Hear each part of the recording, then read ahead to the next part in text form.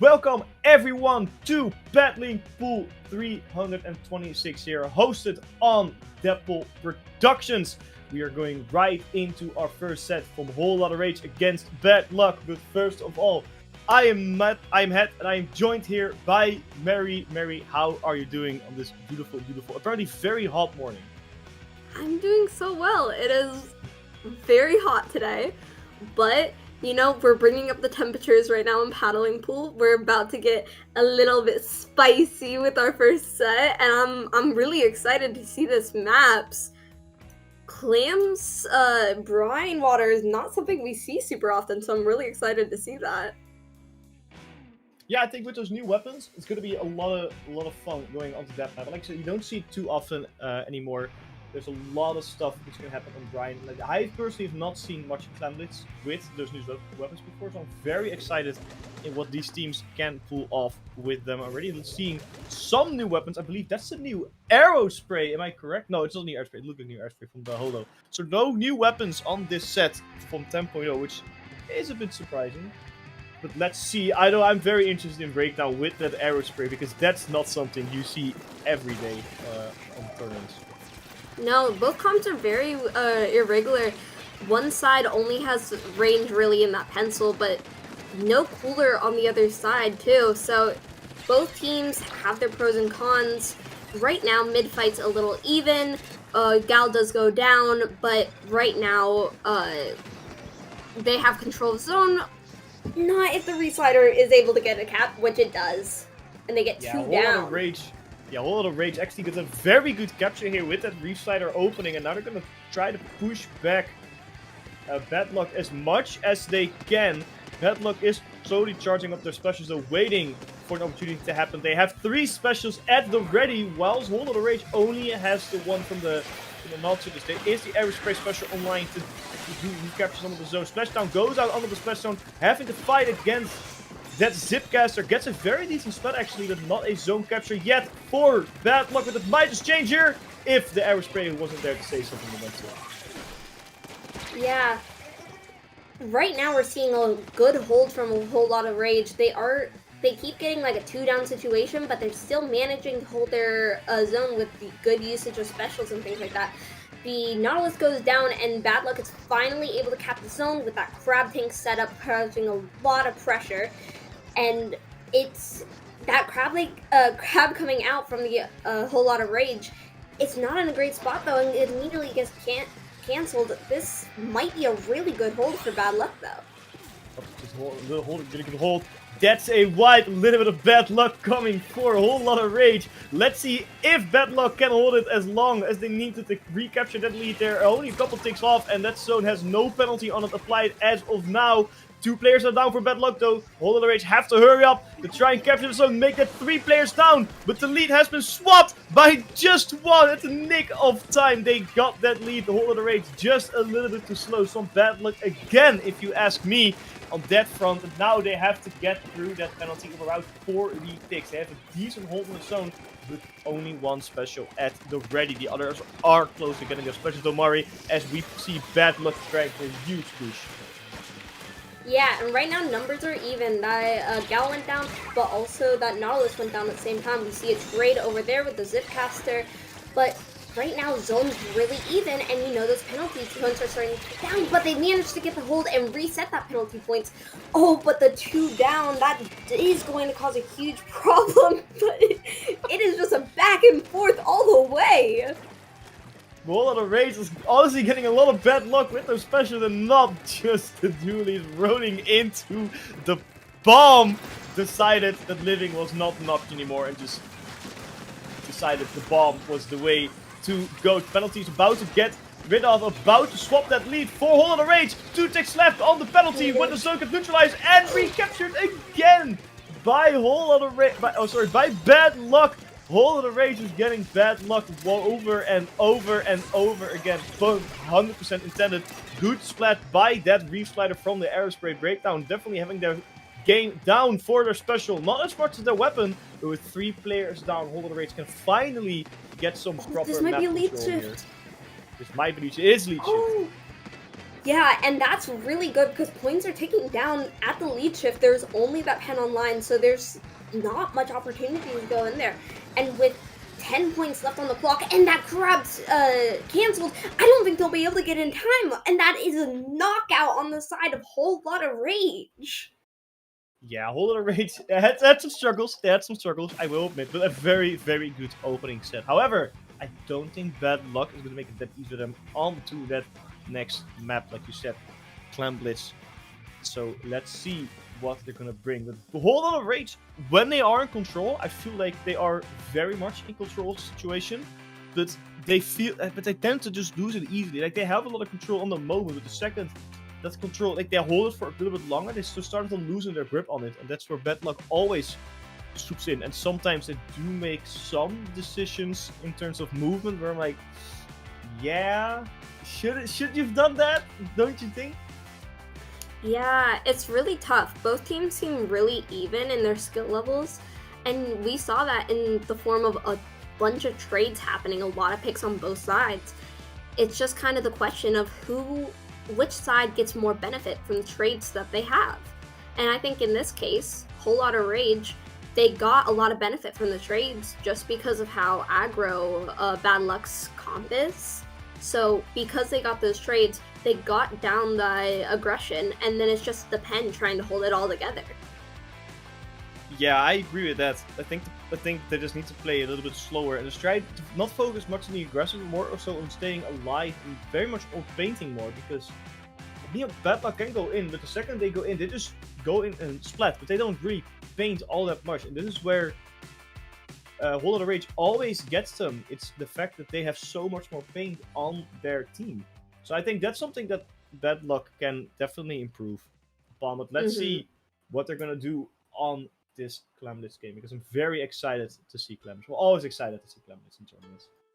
Yeah, something I want to note here is the pencil on the side of Bad Luck. Whole Lot of Range does not have like something to match the range of the pencil, but on a map like this, where from snipe you can kind of just see into their spawn, that range is going to be so crucial to just changing the game. I'm a little worried about how I'll be able to push up on Clan Blitz because scoring and stuff, and you don't have super good like spots to hang out on if you're backline in mid. But I do know for the mid fight, it's going to be really crucial. I do think they're going to swap something to match that sniper. If it's going to be a Splatling, they'll probably switch to the Hydra. Or to the remix, I believe. But other than that, I think they should swap to a charger, or they're just gonna wing it and not have a charger and then hope for the best, which would be insanely funny. They will switch to the Rapid Blaster Pro, which is a very odd option, but I can see it, I can dig it. It's still a very, very sophisticated weapon. However, I think they should have gone with the one that also has the Tacticooler to match, that ends up 2 Tacticoolers 2 times the fun, but the Rapid Blaster Pro definitely a very sort of option to counter that pencil from Bad Luck. Whole Lot of Range in the orange, Bad Luck in the blue. Bad Luck have to step up their game because last game they did not score a point for this set, so they have to make sure they get this one. Yeah, right now it seems like Bad Luck kind of has control in mid. We do see one jump out, and Doolies is the first one down. Oh, but the Blaster, 3 down on the side of Whole Lot of Luck. I think Bad Luck will be able to have the clans in on time, which they do. They get first score, but these Doolies are putting in a lot of effort to kind of keep them away from the basket. Yeah, it's a good opener by Bad Luck. At least they're getting the clamor, but now with no follow-up, that's, in my opinion, honestly a wasted first clam, because you get the lead within a minute, which is super early. You didn't do any follow-up. That's your only push. That is entirely free with no penalty inside. Everything now will just stop with either 10 points or less. So I think Bad Luck should have slowed it down a little bit there to make sure they could get a follow-up in for that push, because a Whole Lot of Rage is already defending the base with all their might. However, the Rapid just went down to a Luna Blaster, and this is where this Charger can very much shine. They have the Tacticooler up to the Rapid Blaster, did respawn a lot faster than the Luna Blaster, but I don't think it's gonna be enough. There's a big push coming in from Bad Luck. They use Scrap Tank, they're using everything they can to get into that spawn. However, it does not look like they got in, because Whole Lot of Rage just opened that basket. But can they find a follow-up to get that lead? Or will they just have one climb in? No! They will not. They will get that lead. Only by 2 clams, but it's still a little bit of a lead. Yeah, not a super strong lead, but they do still have that pity online, so they do have instant resources for, like, if they get another push. That getting first blood basically on that push and 2 down, I don't think anything will be coming from this, unfortunately, but who knows, maybe if the Splash has anything to say about it. Oh, but they go down as well, and so it looks like Whole Lot of Rage is now in control of mid. One thing I like to note from that one little push we saw from Bad Luck, they were fearing that Aerospray so much. They had 2 clams at the ready, one next to the base and the pity clam, which could be picked up and shot to the base any moment. However, the fact that there was an Aerospray with that special looming about, they did not want to go, and the Reslider definitely putting its weight there. 3 players down on the side of Bad Luck. This is a free push for Whole Lot of Rage, but there's not a power climb ready. They're waiting for everyone to respawn. Finally got one in. That is so late. Pity climb coming out and being thrown to the basket as well. If they reach it, yes they can. 23 is the score to beat now, but that was a little bit rusty from a Whole Lot of Rage to make it work. But that was tough, man. They had to do that way faster, in my opinion. However, a very strong lead now in their possession, and it's going to be a little bit of a tough battle for Bad Luck to switch this one. Yeah, absolutely. Especially because when they started trying to push back into mid, it got 2 down, and the Whole Lot of Rage was able to just hold mid. And you see here, fight going down here, they get 1, and they aren't even able to get that trade or anything. And they're just losing so many resources fast, and they're even able to open basket again. Yeah, the Reslider pushing down the crab tank. That's a new strategy, forcing those specials off with another special to open that basket. At this point, it's not even to really score points. At this point, it's more to stall and force Bad Luck to stay in their base. Honestly, wasting time. A very decent strategy at this point of the match. Bad Luck, or sorry, Whole Lot of Rage does not have to push that much anymore. But Bad Luck is preparing. Bad Luck is looking. They have a special from the Lunar Blaster ready. The Charger is in possession of that Power Clam, looking for an opening, looking for a spot to move their team in. Pity Clam also online. 50 seconds left for Bad Luck to get something on, to push that basket forward. But there's no movement. They have the entirety of mid in their possession, but they just cannot find a way in. Zipcaster going for the Lunar Blaster. Look at the end set, but no! Just too late in Mari as the last 30 seconds hit and no push in sight. Yeah, for a team that has 3 front lines, it looks like Bad Luck is very shy to push up. And I don't blame them. When you're playing a front line into, like, several mid lines, it's really tough. Oh my gosh! But the power clam falls off the map because of the Reslider! And that's gonna be really bad for Bad Luck as we're about to start overtime. They do have that pity, but, like, will they have the resources to be able to get that lead when they have a score to beat of 23? Yeah, they have one opportunity for overtime about to kick in here. Here we come. We only have about 25 seconds in order to get the power clamp into the basket. 3 frontliners and a 2 shy crab tank coming out. Special coming out from Whole Lot of Rage. That's the Kiddo. We're waiting for the Aerospray. Uses the Reslider as well to force the crab tank back. Zipcaster also out on the field. 2 down on both sides. This is the moment they have to push the power clamp in. Power clam online in that basket. Look at the Lunar Blaster trying to get more. They have to focus pushing clams in order to extend it overtime. They're slowly but surely taking points away. It's 61 now. Overtime is still on. The Lunar Blaster they're taking their sweet time to extend overtime as much as they can. A very good way of doing it. Don't rush this now. We don't have that much time. 1 clam in. It is a wipeout, unfortunately, for Bad Luck. They did their best, but at the end, they just couldn't do it. But from 80 to 35 in overtime is still a very good push. But it is a Whole Lot of Rage moving on to the next round. Yeah, they put up a really good fight at the end there. It was a really good overtime push. It's just that a score going from 80 to 23 and then beating that's really hard to get, especially in overtime when the whole game you basically just been in your base. Yeah, however, I do feel like Bad Luck should have played more aggressive. Like you said, they had 3 frontliners and they just could not find a single way into the base of a Whole Lot of Rage. The fact that they had the opening push in the first minute, and then their second basket opening was in overtime. That, I don't know. I feel like they did have some misplays there. A Whole Lot of Rage definitely did their part in defending, but they should have at least had 1 or 2 more pushes in that game, in my opinion. Yeah, honestly, it felt like they're really just shy to push up because they were fearing the range that a whole lot of range had against them, which, is fair. Pushing into mid lines when they just can space you out, that's really difficult when you're front line. But also at the same time, if you're going up against a RPD, I don't really think you should be fearing that. You can kind of just rush them, and if you kind of have a 50-50 if they hit the direct. Yeah, I think I agree with you there. They had to focus on this way more effort. I think there was just a bit of this defensive element where they or Hold on the Rage had the Reef Slider on the Aerospray. And Reef Slider and Aerospray, they're gonna have that's the only thing they do. It's just spam that Reef Slider. So I Yeah. think that does make it a bit scary to push in because we saw it earlier, popping the Reef Slider, getting a double with it, and then forcing the clam off the map. That is definitely something you want to fear because that's gonna happen at any moment. But I think in between these two games, we're going on a little break to get our next set ready. So don't go anywhere as we are about to go into round.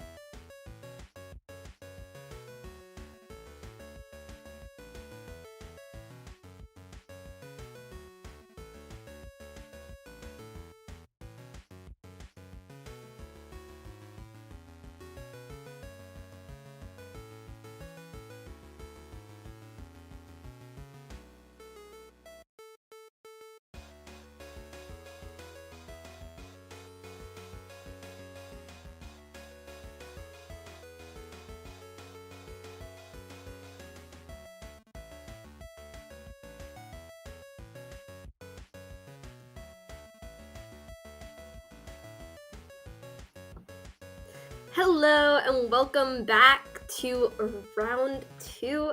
I'm joined by my wonderful co-caster, Caster Hat, and I'm Mari. Hat, what are you excited to see about this set? I'm so excited to be here. I'm very excited to be here to back on paddling pool, and I could definitely use a paddling pool in the current heatwave in the Netherlands. 90% humidity last time I checked, so definitely could go for a swim right now. But I'm very excited for the second game again.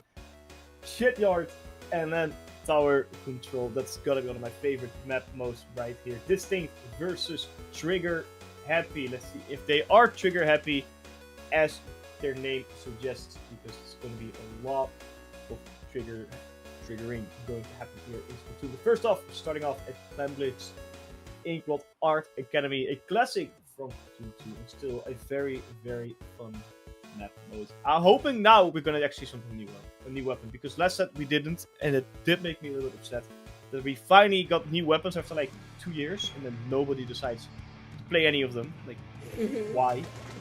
But let's see if we're gonna see something new here, and I believe that is a new beautiful slosher and a new Splatter Shot Pro. I believe it's a new blaster as well, if I'm correct. So we're gonna see a lot of fun stuff here. That Splatter Shot Pro, it honestly reminds me of the Tony Kansas Splatter Shot from Splatoon 2, giving me absolute nightmares.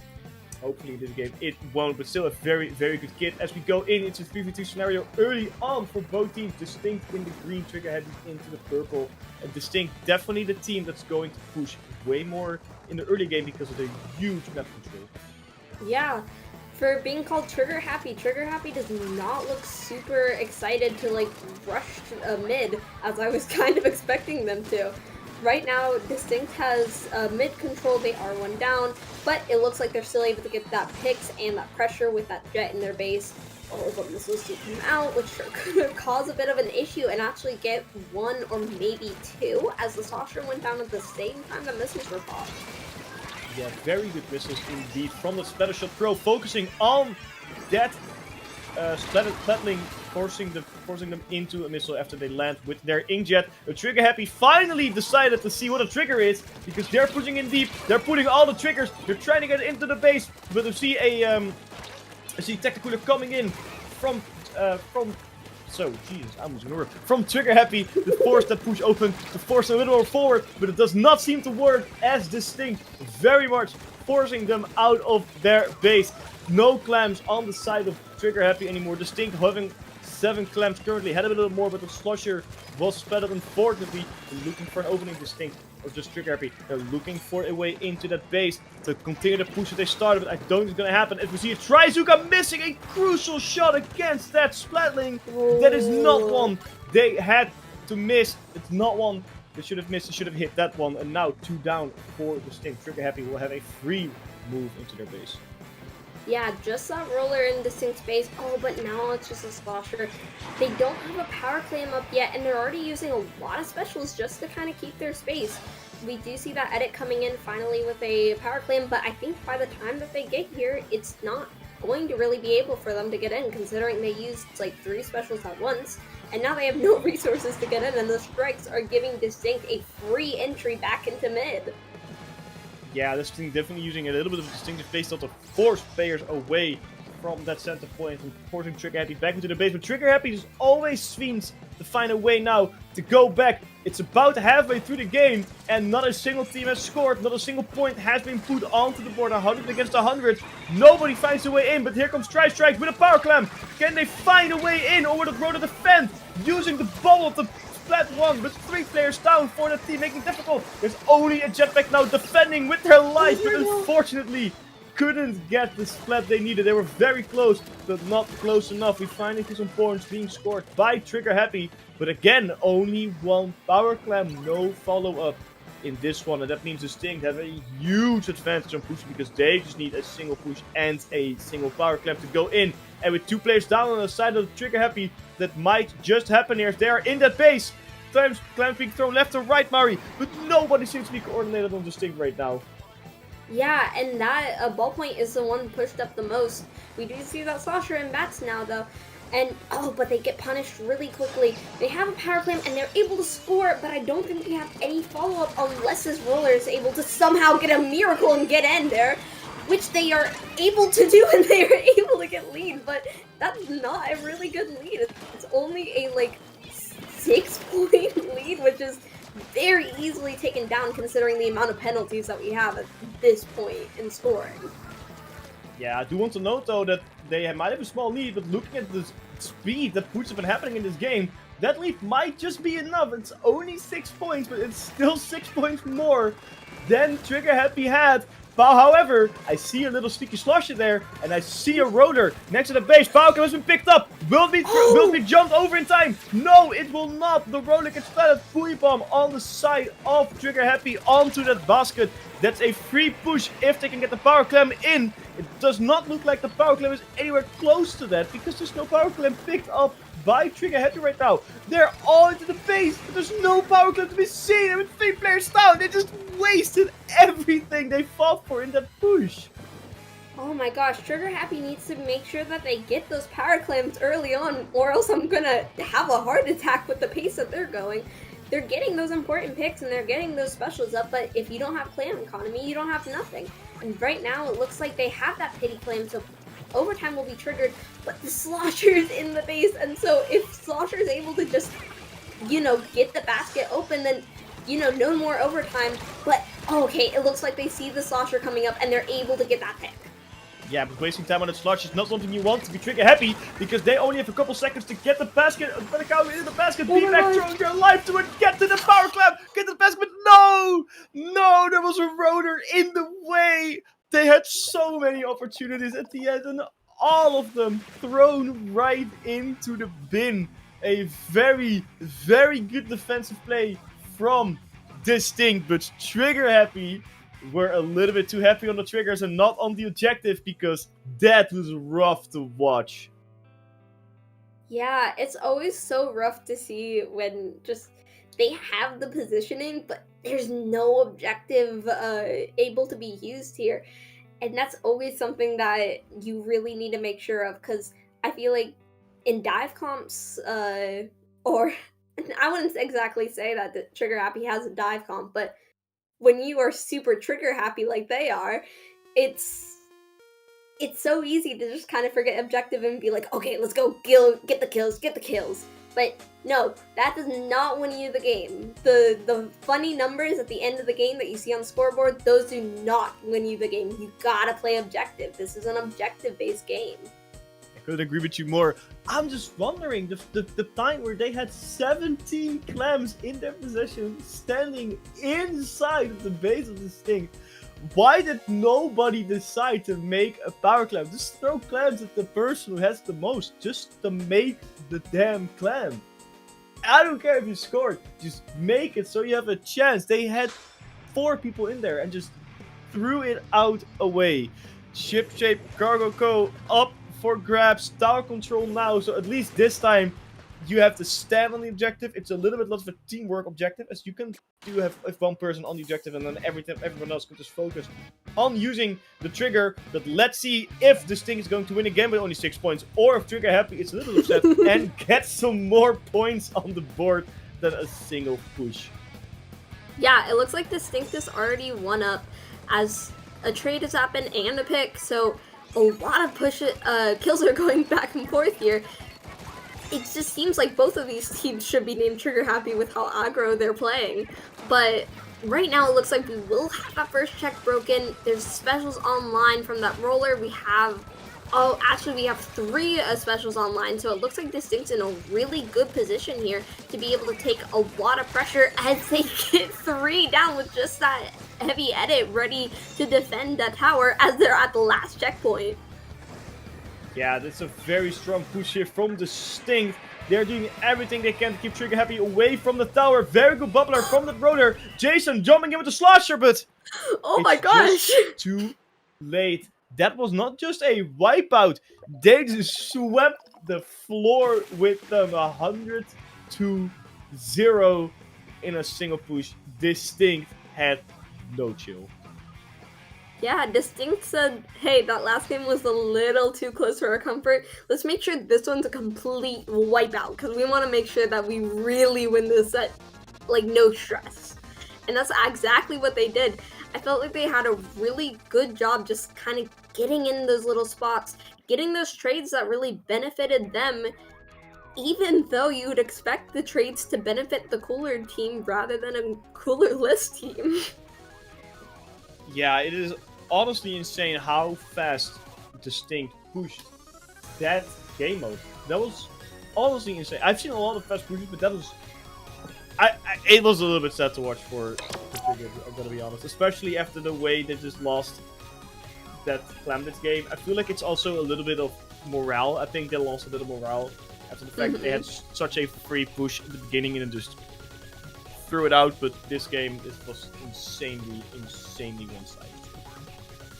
Yeah, that's always really rough when you have those situations.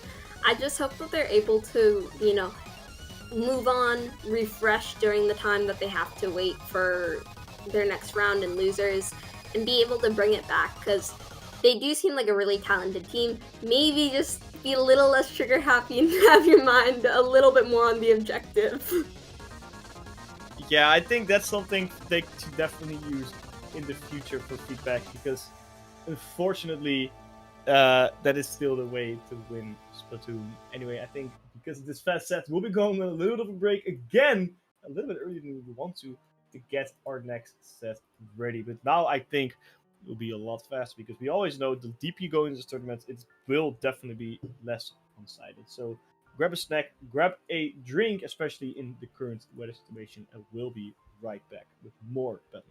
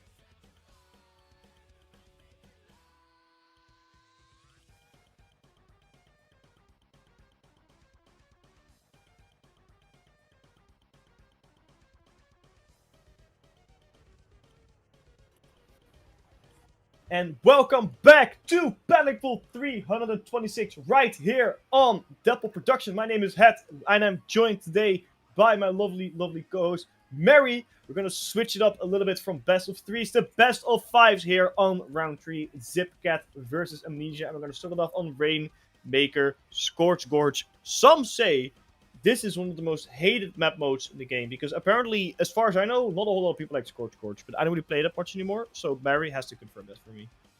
Okay, well, I have a little bit of a hot take for you. I mean, Scorch Gorge is a hot map, so... Oh, yes, it's very hot. It's scorching, one might say.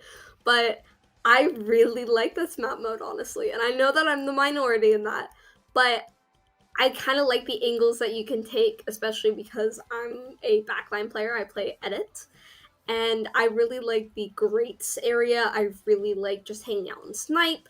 I really like that little, area behind the ramp going towards first check that you can kind of just camp when you're holding Rainmaker.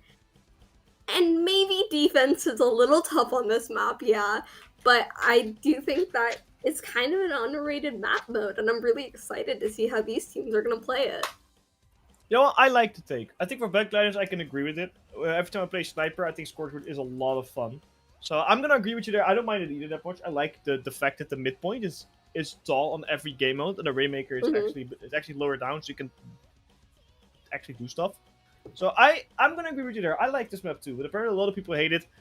I don't know. I don't play anymore. Maybe it has changed, but I'm also very, very much excited to see what these teams can pull off on this map. They're still deciding the weapons. They're still waiting. They're taking their sweet time because they only have 10 seconds in that lobby left to get some weapons in. We're about to start, and I'm hoping we're gonna see some new stuff. I'm not just like the style shot and the slusher we usually. I want to see that new Rapid in action here because Rapid Blaster Pro on this map mode with Tactic Cooler, I think it's gonna be defensive nightmare. Even if defending might be hard, I think that map mode combination gives us a very good time. Also, shoutouts to the Zip team's banners. They were all the same in different colors. I like that. Ooh. And there it is. Look at that. I love it. Wish got granted. Thank you so much, Amnesia, for pulling it off. Fatal, thank you so much. Let's see what these two teams can do. Charger versus Rapid Blaster Pro. Very different compositions. Only one shared weapon, actually. So let's see if Amnesia can pull it off with 2 early splats. Yeah, I'm really excited to see these weapons. We are seeing that pink Dapple, so they're running a double cooler comp. I'm really excited to see how these specials are going to pay off. They almost got checked there, but 2 do go down. If Slasher is able to win this 1v1, it puts them in a really great spot, but they do go down, which is fine. They're cool. They're going to come back really soon. But it does give Zipcat a chance to get back into mid. Oh, but maybe Amnesia will be able to get this checkpoint first. I don't know. That's it. Zuka is being popped though, so I feel like they're in a really good spot to kind of hold this back. Yeah, they had to get that checkpoint here. They got the checkpoint. Like you said, they had Tactic Cooler online. They just flopped down another one. It only disappeared just now, but the effect is still active. Another Tactic Cooler on that map. Splash-O-Matic hiding, sharking, but the Tactic Cooler is going to give the position away. You know that. It's a very difficult spot to shark, especially when you are a Splash-O-Matic looking at a Carbon Roller and a Stamper. It is 2 players down on the side of Amnesia. They have the checkpoint still, so they have a little bit of a buffer. But Zipcat is now pushing forward, grabbing that Rainmaker, looking for an opening, trying slowly but steadily to get in, but a downed Carbon Roller is gonna sting. Only a Stamper to really push in, and then Meaty, but Meaty is not gonna do that much. Stamper, however, is deep inside that base, but gets splatted by the Rapid Blaster. This is huge for Amnesia, because now it's a Rainmaker against a Rapid Blaster, and I don't think that's gonna be a fair comparison for that Rainmaker, as they're trying to get back to look for their teammates, but I don't think there are that many. Carbon Roller has jumped back into the midpoint, trying to force a way open towards that checkpoint, looking for another opportunity to get some more splats. Got splatted again, but a still push is online, but I don't think Zipcat is going to go that much further unless they get a big miracle going here. Yeah, and that Rainmaker timer should be ticking down, but pick does the Rainmaker gets picked, so they don't have to worry about that timer anymore.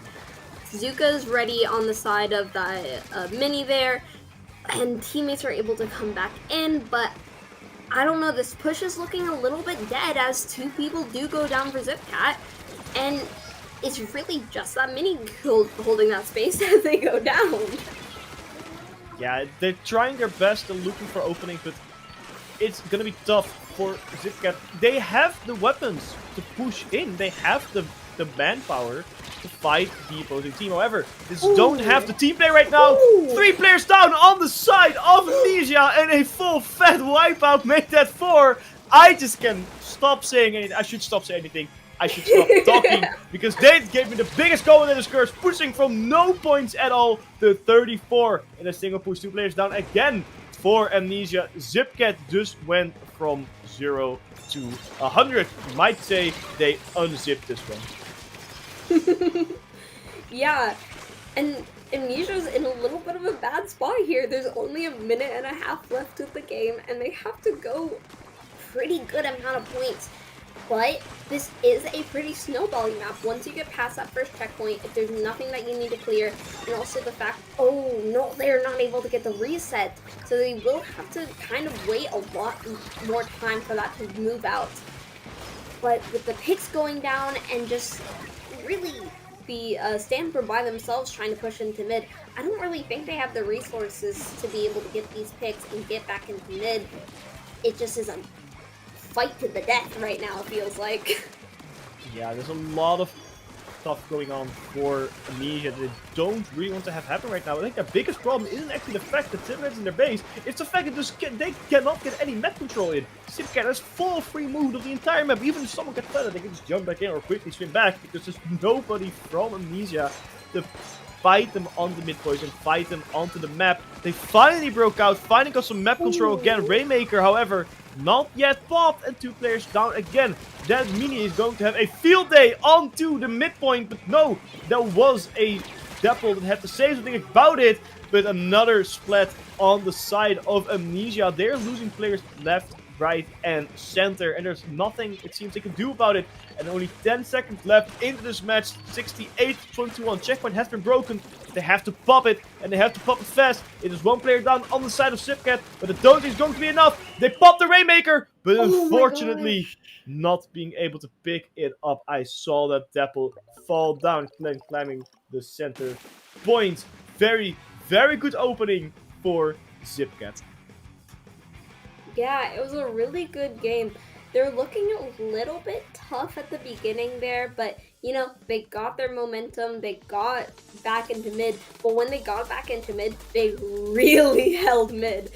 Someone I just want to highlight because they did such a good job of this was that Carbon Roller. I feel like the Carbon Roller did such a good job getting into spots and just getting those kind of cheeky picks on the members of Amnesia and just not letting Amnesia get back in, because it's always, you gotta check for, is there possibly a Carbon Roller shirking here?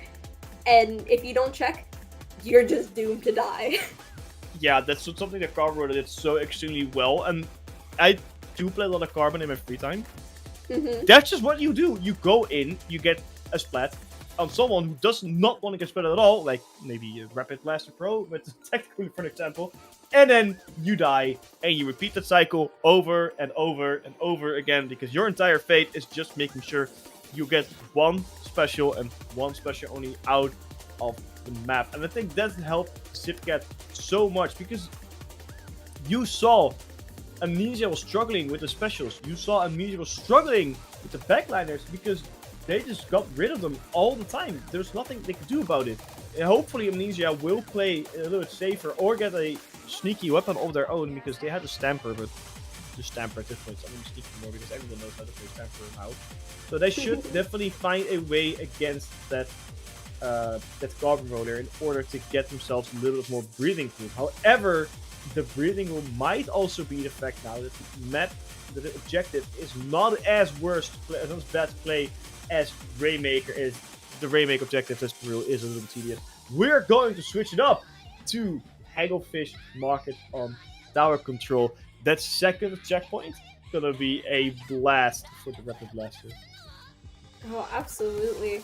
I'm really excited to see this. I feel like Amnesia's going to need to put on a little bit of pressure because I do have the Dapple dualies, but I feel like playing for that cooler when you're playing, even though it's a double cooler comp, the Dapple dualies are still playing for their for their coolers a lot. So I'd love to see a little bit more aggression. And oh wait, it looks like we are seeing a little bit more aggression with that 2 new weapons on their side of the side of Amnesia. I'm really excited to see these dualies. I'm interested in the picks from Amnesia. They already played the Dapple dualies with the Tech Cooler. Now they're going to get the regular dualies with the bubble. So they're definitely going for the alt weapon pick, which is great. I love seeing teams make trying to experiment and trying new stuff out on this map. And it seems like it is working because they got a big opening splat onto that Stamper out, and they're trying to get their tower to move out to the center first and trying to get it to the first checkpoint. However, it does not look like they're going to get it that far because Zipcat is on a very good defense. But with 2 players down, that all might just change. Yeah, it looks like they're doing a really good job this game, keeping an eye on that Carbon Roller, keeping them at bay. Booyah coming out doesn't get any, but it does chip 2, kind of delays that Zuka from being popped. It looks like they're probably going to clear that first checkpoint, which they do, and that's really good because that first checkpoint can be pretty difficult to clear. Right now, trades are going down on each side. This Carbon player might be able to make a play, but ooh, really good shots by the Pencil getting that pick there.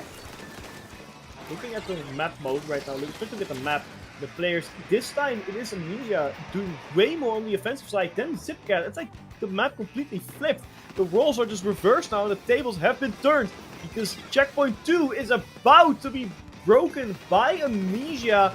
Maybe they finally had some rest in between the first and the second game and started playing how they want to play, but the new composition is doing wonders for them. I think also having the Pencil with a secure backline just helps so much fighting against that Carbon Roller, because now someone can actually call them out and snipe them out as well. Looking at how fast the Pencil can split. Tryzuka does not connect with the players it wants to connect to. It's a 3v3 scenario for both teams. 2 players now down for both teams again, but no team is making progress. 23 points for Amnesia. Zipcat now onto the tower, or at least forcing it towards the center with no map control to speak of. They have to get that department filled in first in order to start pushing. 2 players down again on both sides. They just cannot get a break.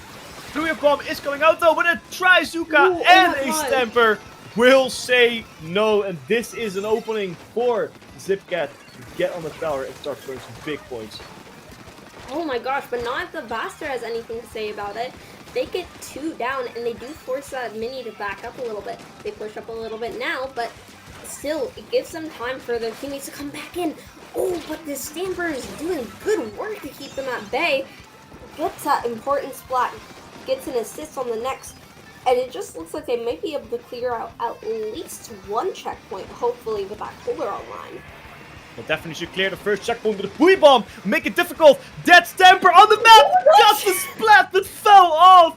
That is big for Amnesia because that means the person who was there could not finish that checkpoint. Man, that's gotta sting for Zipcat. I cannot imagine the facial expression that that person is having right now. 1 minute and 40 seconds left. And not even a single checkpoint has been broken for Zipcat. Amnesia onto the tower. Looking forward. 2 players down. It's only 1 special online for Zipcat as well, and that's the Pencil. And I don't know how useful that special is right now. There's no teammates to share them with, but there's no ink on the map to speak of. The Tech Cooler does go online, defending that tower, pushing forward, looking for that 3rd checkpoint. Amnesia's hungry, Amnesia's thirsty. They want to get it in, they want to score more points. They're salty from the first game in the site. This is redemption arc. 2 players down, however, 3 players down will make it difficult. Only a Blaster alive does not get splatted, but a Carbon Roller is in their face. How do you even survive that? Finally goes down. With a minute left, Mary, it is now finally Zipcat on the tower with a proper push. Yeah, they have a lot of specials online. Oh, that Zipcaster is able to get 1. Maybe they'll be able to get another. Doesn't look like it. The important part is that they didn't go down, so they're still online for those resources. The hardest part is going to be clearing out the 2nd checkpoint, because that second checkpoint is just so easy for Amnesia to reach. If they're able to clear this, though, they'll be in a great spot. But getting at least scores on the board is a amazing for them considering the position they were in at the beginning of this 1 minute left. The fact that they got the first checkpoint now is actually big for Zipcat. However, it might not be as big as the fact that there's only 10 seconds left. They have to do something fast now. Speedrun had to be activated because they don't have much time. They're going to be forced to push in overtime. And tower control, that's sort of the last thing you want. They are on the tower with 3 players down. There's not a whole lot you can do. One big push for Zipcat, but it was not enough, as it is Amnesia with a bigger push and a way more dominating game to take game number 2, 77-60. I don't think that's that big on this map. I think that's a very, very average score difference on Hagglefish Market. It's a respectable score. I'd say that clearing out that second checkpoint is so huge because just having the area under tent reach the second checkpoint, that's so tough because you never, especially if you have your backline set up on tower, if someone just drops from tent and then dives tower, you're most likely gonna die, even if you're already looking at it, because they have cover there. They just come out and it's game over for you. I'd say that something they did really well this game, though, is it felt like the carbon roller on the side of Zipcat couldn't really get any traction, so to say, because every time they tried to come in, it felt like the dualies was just able to perfectly punish it. Yeah, I agree with you there. There's definitely a helping from the Charger calling them out more, and I think the focus also shifted a little bit more on focusing on the carbon roller because they were kind of neglected in the first game by Amnesia, and look at the result. They just got absolutely wiped to the floor. They got steamrolled there, you could say it like that. But now, when the focus has shifted, it started rolling back for that carbon roller. I'm gonna stop now, by the way. Too many rolling jokes. But I think Amnesia definitely shifted their focus a little bit onto the carbon roller, helping them maintain ground control, helping them maintain that lead, and just an overall grip onto the situations. They only had one moment where I thought that this might be it, and this might be a different light sweet spot, but they handled it really, really well with the composition. Let's see if they can handle it as well here on Splatzo's Robo Ramen, because that flank towards the middle below the map, that carbon roller is going to have an absolute field day. Yeah, so it looks like both teams are holding pretty similar comps. Amnesia's holding the same comp, you know, if it's not broke, don't fix it. But I think Zipcat now has a slosher, which maybe I'm wrong, but I don't think they had the slosher before. I think they had a sword before? Yeah, they had a stamper. Okay, so I'm curious to see how the switch will change it up for them. Amnesia's got paint of zone, you know, 9-point lead. Not much in zones, but a little bit. And we saw right now, a 6-point lead win earlier today, so yeah, you never know. But it really looks like Trade Central right now. Yeah, the both teams are definitely fighting for that zone. I think that zone's early game is really just who wins that first push, and you always see like back and forth. You have to really get like 2 or 3 splats to really get grip on the zone and you start pushing some big point like Amnesia is doing right now. But you mentioned the slosher on the side of Zipcat, and that's interesting. I like it for this map. However, I don't think it's that good of an option considering that Stanford is just so much more damage compared to the slosher. Just overall, not like scenario, but the Stanford is just so much more damage. It's a tough one, I think. It looks like this mini is playing a lot more aggro than we've seen them playing before, which, you know, I love to see. That weapon is done a disservice by playing a Zuka bot. But, you know, they're able to keep zone for now. People go down, they're able to get cap on the side of Amnesia. It's really back and forth right now, but oh, no. 3 go down on the side of Amnesia. They're cooler, but, you know, this will give Zipcat the opportunity to get a lot of ground and just space in their zone. Yeah, Amnesia had a very good grasp early on, but now it is Zipcat who's very much pushing here. And Amnesia, it feels like they're in the same scenario as they had the first round, in which you cannot find any ground to stand on. And Zipcat is just doing so much turf pressure onto the map that Slosher now also can really shine, because a lot of ledges where that player can just slosh around, a lot of places down where they can fight, they fall down and jump back in order to save themselves. The lead has been swapped to Zipcat, and now it is only a 20 tick left. A 20 tick push left for Zipcat to get that KO. It is Amnesia trying their best, trying to open their way in. They only have 10 ticks left to go in, but there's 2 players down. They have to utilize the zone and try to get some stats on there, but I don't think that's gonna happen. As with a very, very strong push, Zipcat takes a KO. We're gonna win game 5, 100%. I'm really interested to see this because it feels like both teams are just really adjusting to each other. Game 1, Zipcat won, but then Amnesia came back with the brilliant adjustment, really took game 2, and now it looks like Zipcat is coming back with an adjustment for what Amnesia adjusted to. Yeah, this is one of those matches where they are learning from each other and applying the new learnings against each other. These are honestly the best matches because the stakes just get higher and higher. The skills go higher and higher. We see so much improvement here. Not specifically composition-wise, because the comps have not changed that much. Mainly just gameplay-wise and the way they approach each other now, because we saw the carbon roller from Zipcat absolutely shredding Amnesia. Amnesia shifted their focus from an F-bomb and like an overall equal fight to focus on the carbon roller first, getting that player out of the way and then wiping the floor with everyone else. Now we see a big focus onto the Stamper from Amnesia, because they are the opening frontliner, because they can do the most theoretical damage. So let's see how Amnesia is going to respond to this new style of play from Zipcat on Clamblitz new Arbor Hotel. Let's hope we don't get another repeat of what we saw in a previous Clamblitz game. It's still It'd be lovely to see a game 5. You know, it's always really nice. It looks like Zipcat is keeping the same comp.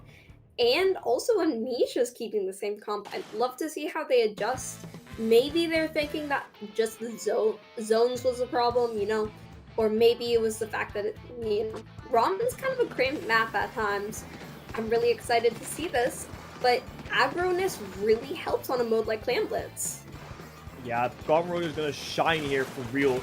They had a good chance on the previous map program, but I think here in Clamblitz, aggression is definitely key. However, the Clamblitz is the first player to go down the first splat into this game. Long 5 minutes, because looking at the way this is going to go, it's going to take a little bit of time before someone is going to melee push a Clam into the opposing basket. Power Clam is at the ready for Amnesia. Very early on, Carbon Roller just trying to get the splat, but unfortunately fails. And the fact is 3 players down for Zipcat. This is where Amnesia wants to push it really fast. They have a Stamper and a duty going in, preparing to get the Clamblitz jump in. The Clamblitz is right behind their teammates. The attack shooter is out on the field and there's a pencil on the tower, but no! The pencil got splattered by the opposing pencil. 2 players down on the side of Amnesia, and I don't think they're going to continue this push. There's only a Stamper alive on the push side as the Rapid Blaster has also fallen. Luckily with Tactical Shooter saving their special, but unfortunately not with the Clam. The Clam is back by the duelies, but this is gone. This push is over. Very, very good effort from Amnesia. Let's see how Zipcat is going to respond to this. You know, right as you say that though, it's just the pen on the side of Zipcat, so it's another opportunity for Amnesia to come in. These teams are so evenly matched right now. Oh my gosh, but that important pick on the Carbon, saving the Clam from dying. It's even right now in mid, 2 on both sides, but you know, when one of your players for a 2-down situation is a pen, you really have to wonder about the amount of aggression you have. Pen goes down to Zuka though, so you know, Amnesia has just lost an important grounding thing that they have to their comp. They're very much focusing on the objective, and it's very good from Zipcat. However, they're focusing on the opposing clan, not fighting Oh for my their own gosh. clan. They're fighting with the power clan, 2 players down on the side of Amnesia.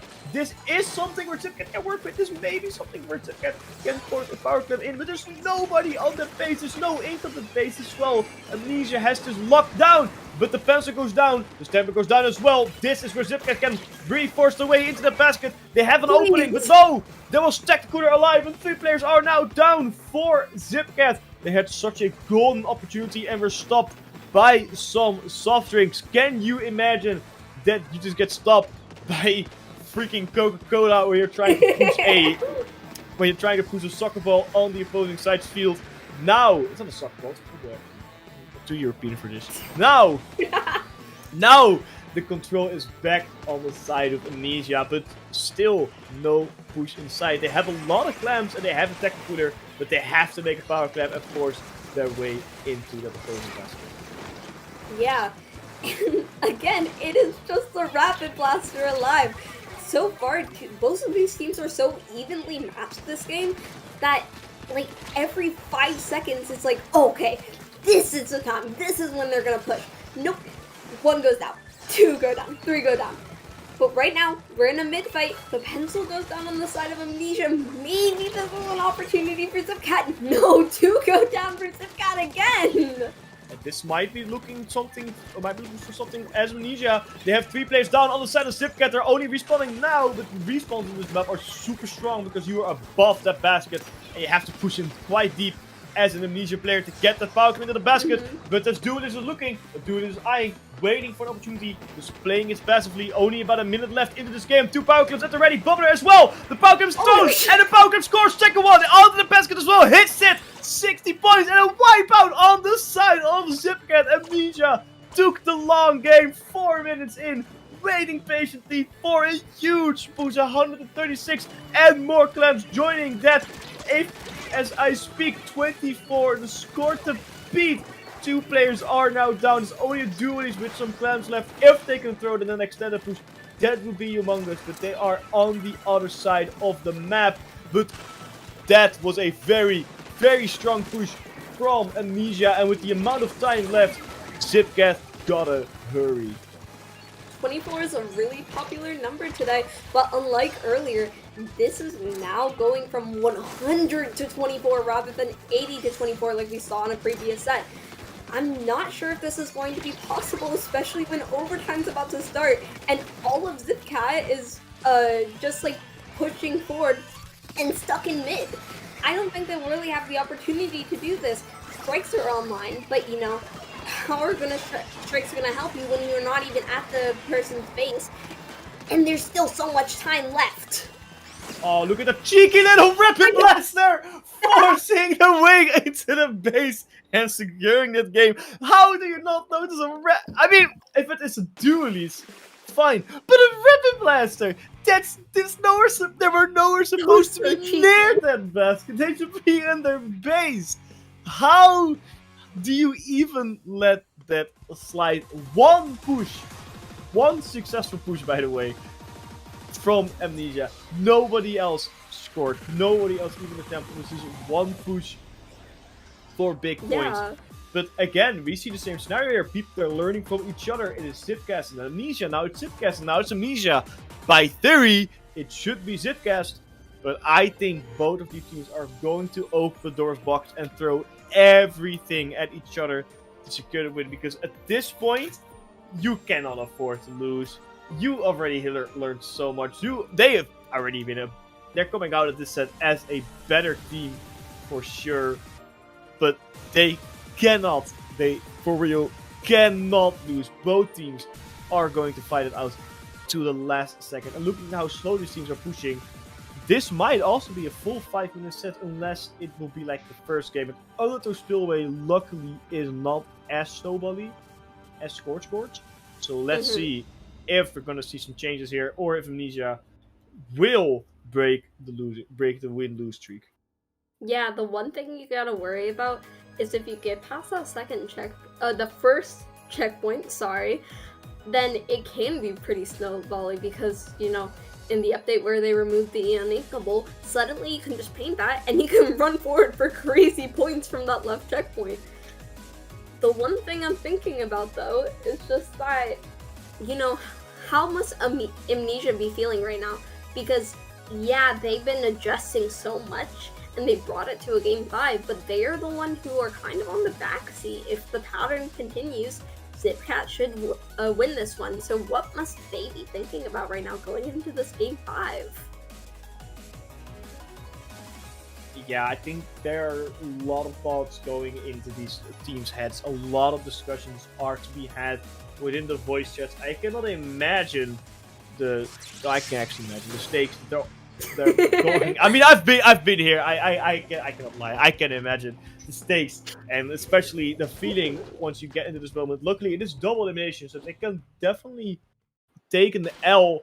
But it's not like you want to. I think if you lose it now, it will be a big morale loss for your team. Both teams are very fast to go push towards the midpoint and try to get the pop on the Rainmaker. It is Amnesia who gets the pop on the Rainmaker, but it doesn't really matter at this point, especially on this map, because the top basically pings nothing effectively. It's just a little bit of mid-bar, so it doesn't really matter who gets the pop, but it doesn't matter who gets the first pickup and the first checkpoint. It is Fatal going in, but luckily not long with the stamp, with not the stamper, with the other sword, whose name I always forget because it's complex. The decaf. I always forget it. It's such a weird name. It's such a weird name. Gets that splat on the Rainmaker. Big defensive player, and only a single point scored ironically for Amnesia. But let's see if Zipcat can hold this defense on their own push, or if Amnesia is going to keep up the pressure. Yeah, Amnesia looks like it's holding up the pressure really well. You know, they gave, the Dualies was able to stall, get that pick on the decav, and maybe one other pick, I'm not sure. But they're able to stall for time as the Coolers now gone up, and all their teammates are back in mid. You do have to worry about the fact that, you know, so does Zipcat. So does Zipcat have a lot of resources. Able to get that really good punish on both sides. They should be in a good spot to push here, but if any game is any indicator, I feel like there might be one thing that just keeps them from pushing at the last second every time.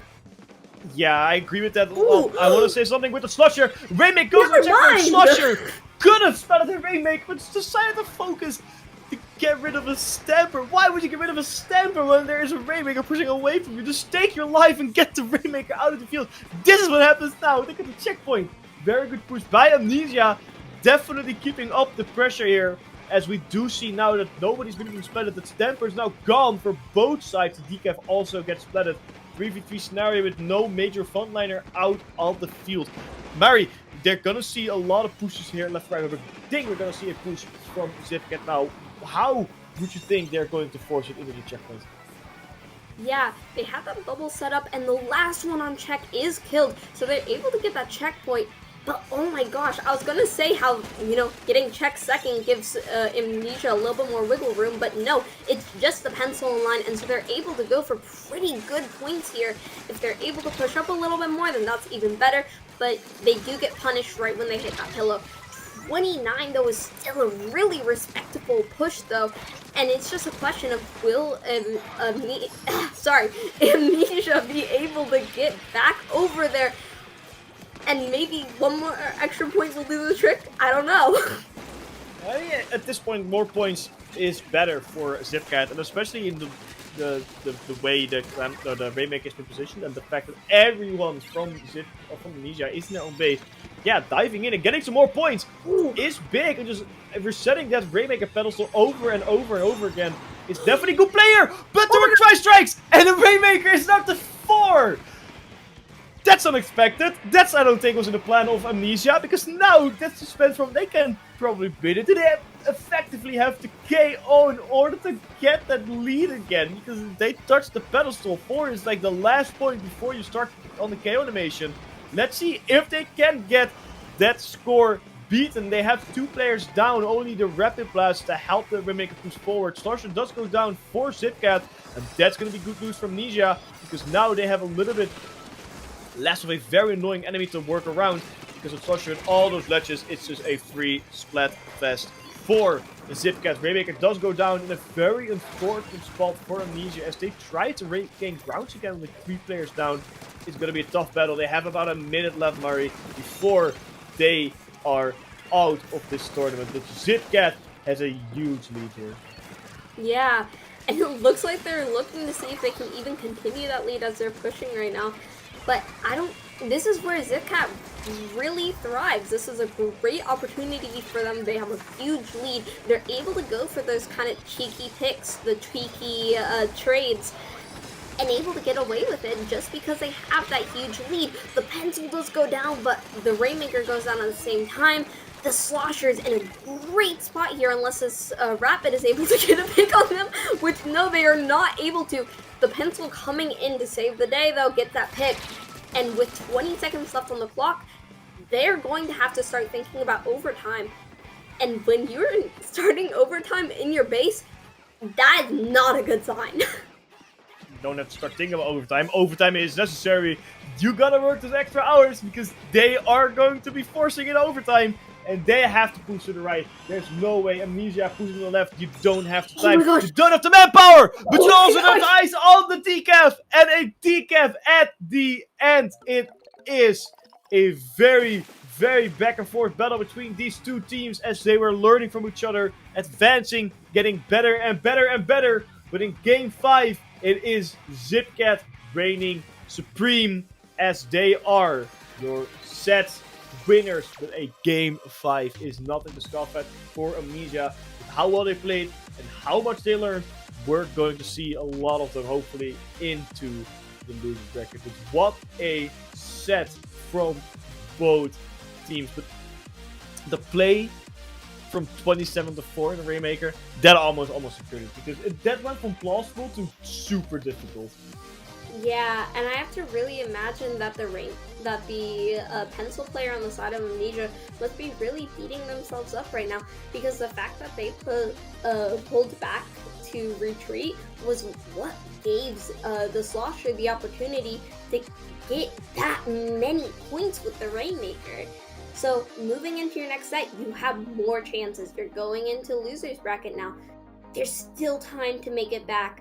You just need to make sure that you say GG's, go next after the set.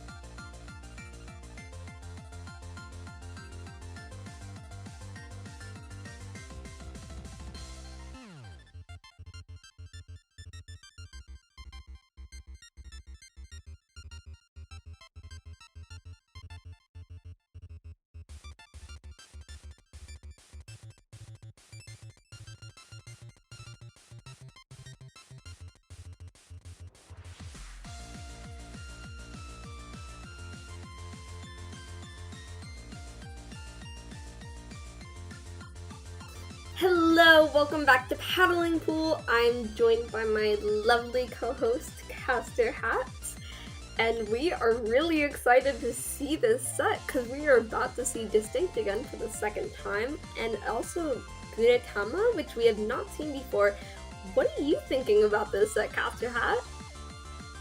I think we're gonna have some interesting fights here. Like you said, we saw Distinct earlier, and they were absolutely steamrolling. However, bracket to make sure we get something similar for Gudetama, but Gudetama has been going from a lot of losses actually. 2-0 in the first game, 2-1 in the second. 2-1 in the first set, 2-1 in the second set, but then 3-2 in the third. Distinct, meanwhile, went 3-0, 2-0, 2-0. That's 3 to first. So, but they haven't dropped a single game yet, and they want to be continuing that streak. However, it is seed 6 for Distinct and seed 7 for Gudetama. So we might be in for a treat. Do note that the only time that Gudetama lost 2 games were playing against seed number 2. Seed, of course, is not everything, and let's see what we are going to get right here in the semi-finals of Paddling Pool 306. Yeah, I'm really excited to see that these comps. We do see that new Crab Dread on the side of Distinct, and also the new 96, the cooler 96 on the side of Gudetama. I'm really excited to see those weapons. We've been asking all day for seeing the new patch weapons, and finally we get to see a lot now. What are you thinking seeing the start of the game? I'm thinking this 96 absolutely scary with the little point. I keep forgetting the name, the little thermal point sensor. That thing, just you can hit it, you hit someone, you hit one on the 96 shot, gone. Just delete it. So that 96 will be extremely scary. But I'm primarily interested in that Crab Dread when it not splattered, unfortunately. Scenario. I'm very interested in what that thing can do because the Dread is 50-50 for me. I like it, but the display regular starter is fast. So I'm wondering what they can do with it as we are seeing Gudetama trying to go in this fight. The Distinct very much still dominant onto the map control. Gudetama finally getting some ground in and finally getting some control to midpoint, but losing 2 players right after I say that. That is not how to control the mid. We see this blaster fire against Splatter Shot. Can they get the splat? No, they cannot. Both of them are out of this fight and survive. But it is still Distinct holding on to that zone. Not the lead, but definitely holding on to that zone. Yeah, maybe they'll still be able to keep a lot of ground here, but no, as the Dread and the Roller are both down, the VP does get a really good pick there on the Slosher, so maybe they won't get the Alusa zone, but actually be able to cap that left zone there. With the Slosher, the only one online, this could be a really good opportunity for a lead shift. 62 is not as strong of a lead though, so we'd love to see an even stronger lead from Distinct to be able to hold on to that. But, you know, with 2 people already down from the side of Distinct with that shot and that Dread, I don't think it will be as the zones are already capped. 62 might not be that big, but it might just be enough. 66 to 62, 24 tick penalty for Distinct as Gudetama keeps control and keeps the momentum flowing. Distinct struggling to get out of their base now. 2 players down by a big old splashdown. Third player goes down as well as they're respawning. 2 players do also fall for Gudetama. That's good news for Distinct if they don't lose the Splatter Shot, but they do! And this means they have more time respawning, less time baiting, and more time waiting. As we see 3 players going down for Gudetama. Very good opportunity for Distinct to capture the zones, get some splats in. Big splat on that Stamper who jumped into the zone. That's going to cost them a lot of defense. That's going to cost Gudetama a little time as well. But they switch up that lead, push it further down to 39 now. It's Distinct holding up the zones, but looking at the way they're playing, Gudetama is going to get this back any second. The second safety second. Yeah, really good pick there from that Zuka. The Crab is online, just providing a little bit of pressure. I don't think it was able to get any picks, but you know, the pressure that Crab provides is so important. Everyone's back in on the side of Gudetama. They have that cooler on, but you know this is a lead shift for the side of Distinct, and maybe they won't be able to get a strong lead here, but you know, time is ticking down still, and any time that they have in points is important in the late game. Yeah, the 23 lead is big enough to suffice for a little bit. We saw it with 66 and 62.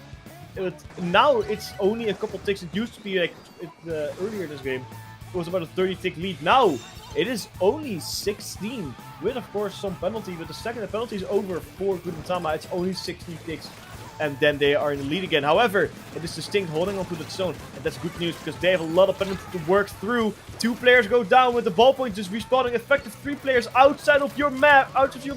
The Dread goes down as well. Nobody in the center except for a ballpoint Paddlling. That's not the weapon you want to push onto that zone. They have to hold back and wait for the team to respawn. Perfect moment for Gudetama to get their hands onto the zones. Big splat onto the Stamper once again. And now they're going to paint. Now they're going to fight. Distinct looking at those zones. They're going to throw everything they can. Big inkjet coming out for Distinct. Getting back into control of that zone. Getting back into it. Big splat onto the 96 gel. Getting rid of the tactical too, because that has not been placed on the ground, and this is what the Sting was looking for. Yeah, and that BP has been a real thorn in Gudetama's side because they do not have anything that counters a backline because they do not have any backline of their own. 2 go down in that Booyah, which is huge for the side of Gudetama, and now it is just that BP, and it looks like that BP had to jump out, so basically just complete wipeout on the side of Gudetama, which is what you want going into overtime when you only have like a 10-point penalty and a 16-point lead. Yeah, this is going to be tough for Distinct. Like you said, only 60-point lead. Inkjet almost falls on the map. Somehow makes it work. Gets rid of the 96 too. This is huge, but you gotta paint that zone. At least neutralize so you stop. The push overtime is active and it's slowly ticking down. And now it's just a matter of keeping control of that zone. And overtime timer is going down slower and slower. But it is enough. It was long enough. 16 points. Indeed enough of a lead. It proved it twice. A big lead is still a lead. 77-70. It is Distinct taking this game. But that was a little bit closer than I think they would have liked.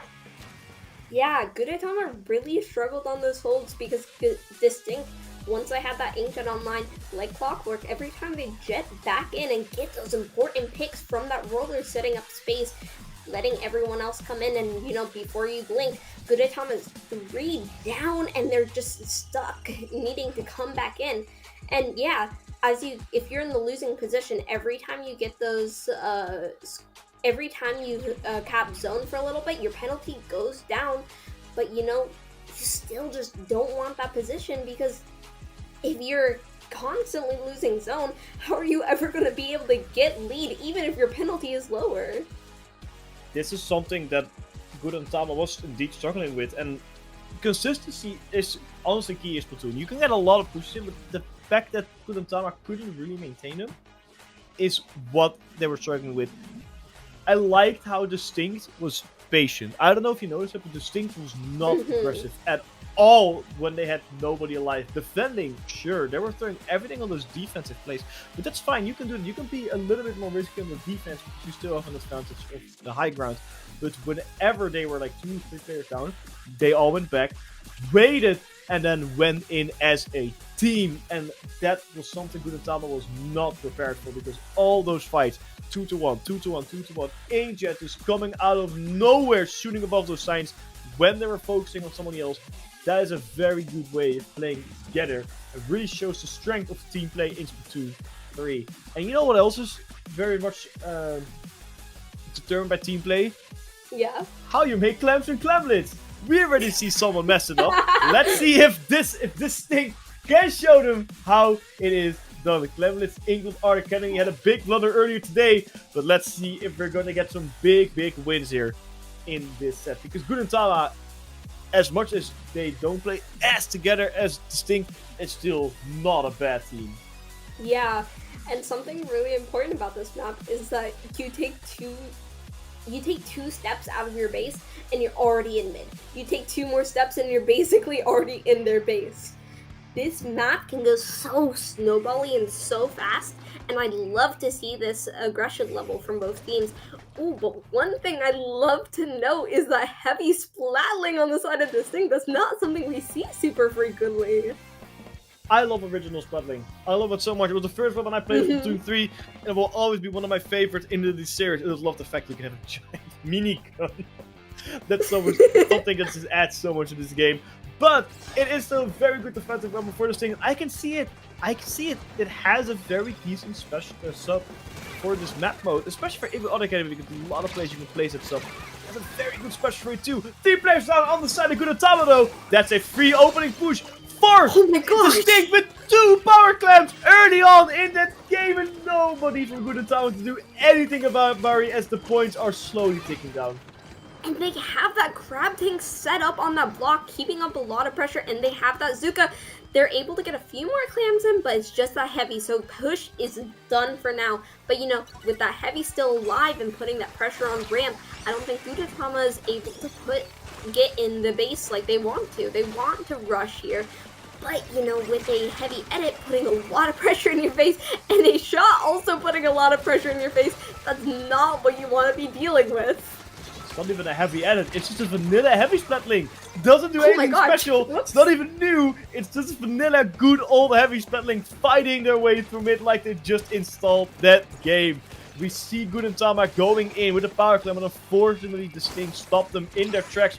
Preparing a second power clamp, throwing it from team member to team member. It is the Splatling in control of the power clamp. Booyah Bomb about to be thrown out as well. And this is where the power clamp can get pushed forward. This is where the heavy can shine. We see a Tactic Cooler coming out for Gudetama to defend. Same as a Tactic Cooler, so a little bit slower gameplay. Wavebreaker is out for Distinct to get back in the fight. We see the Zuka couldn't connect to anyone, but it's a free opening from the basket, except for the Sludge, who was next to the heavy Splatling.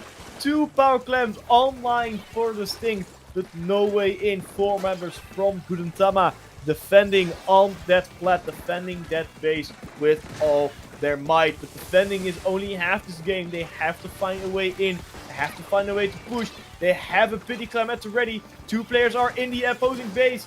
They have to find a jump, but it's not letting it happen. Distinct so tight on the defense. Rotor is splatted though. That is huge, but that heavy splatting has something to say about it. 2 players down in Mary as we see a push forming from Gudetama.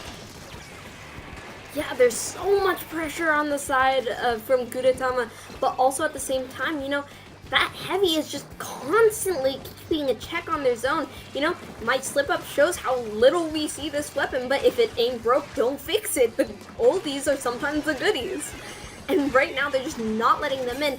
Any extra pushes right now would just be icing on top for Distinct, but you know, when you have this much of a lead and it's 2 minutes remaining and no score from the other side, you're in a pretty good spot here. Oh, but that Booyah does almost get the pick, so it looks like this is probably going to be a basket opening spot for Gudetama here, but will they be able to get lead with only 1 other clam? Oh, but they are able to get lead! Big 2 power clamps going into the basket. 36 now. Big lead swap, but is still holding a couple clamps, but Gudetama cannot push anymore. Big door shot from Distinct. But that was not what they were looking for. Like you said, they didn't really want to push anymore as Distinct. Now the roles in reverse to Distinct have to push. However, a Tech Cooler is at the ready from that 96 Gal. They also have 6 clamps as we speak. 13 clamps online for Gudetama, so they can also start a push if they want to. However, it is a slosher that gets splatted by Splatling. They're going in, Bubbler down as well. It is a splashdown on that Rotor, and the Rotor not being able to protect themselves with that Bubbler. That's going to cost Distinct some time. That's going to cost Distinct some specials and some resources. Something you don't want to lose. The Splatling does go down as well. This is crucial.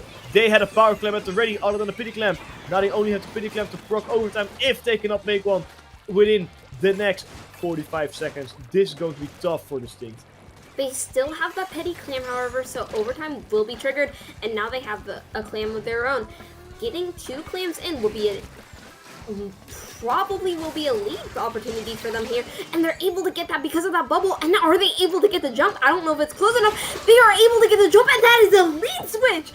13 points for a lead. That's not amazing, but when you're going into overtime and the stakes are high like this, you know that Gudetama is definitely stressing right now. We saw a 7-point lead, but I don't think the lead difference is the problem. The problem right now is time. Overtime will be proc beat with that pity clan, but you only have so much time to from a push. Only have so much time to get your specials. 2 are online. The splatting does go down. Wavebreaker is out of the field or splash down. As well with the users being splattered. Buiba on the power clamp user. That's not what you want to do. You have to throw it in 3 players down on the side of the stick. This might just happen if they can get enough clamps onto the map. They only need 2 more to get that lead swap. It can be enough. The opportunity is there. Will they get the clamps in time? They have the clamps at the ready. Everyone on the stick is defending with their life. They have to turn, but no! So close, but 2 clamps. A 5-point difference for the lead. Distinct somehow pulls it together in a push, which looked like it was game over for them. Distinct takes this game, but oh boy, was that a close one. How? And oh my a gosh. cheeky little fist bump at the end, of course. Seal the deal. Stressing. I think if Gudetama had better luck on their clam spawns, I honestly think they would have been able to get that game. But you saw the closest clams were all the way back close to their spawn. So when you have to go that far, and then it just gives all that time for Distinct to come in, get those splats, keep everyone at bay, it's not really easy for you to get that lead. But maybe this could be the start of a Gudetama comeback. We'd love to see a game 5, maybe a reverse sweep situation. But, you know, I feel like we see so much promise from Gudetama, but Distinct just keeping them at bay every step of the game. I think a lot of panic also kicked in because Gudetama was comfortably on that lead, comfortably defending.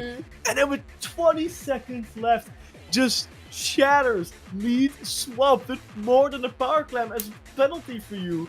Yeah, you start to panic because you only have 1 power clamp. You don't have the time to make another power clamp.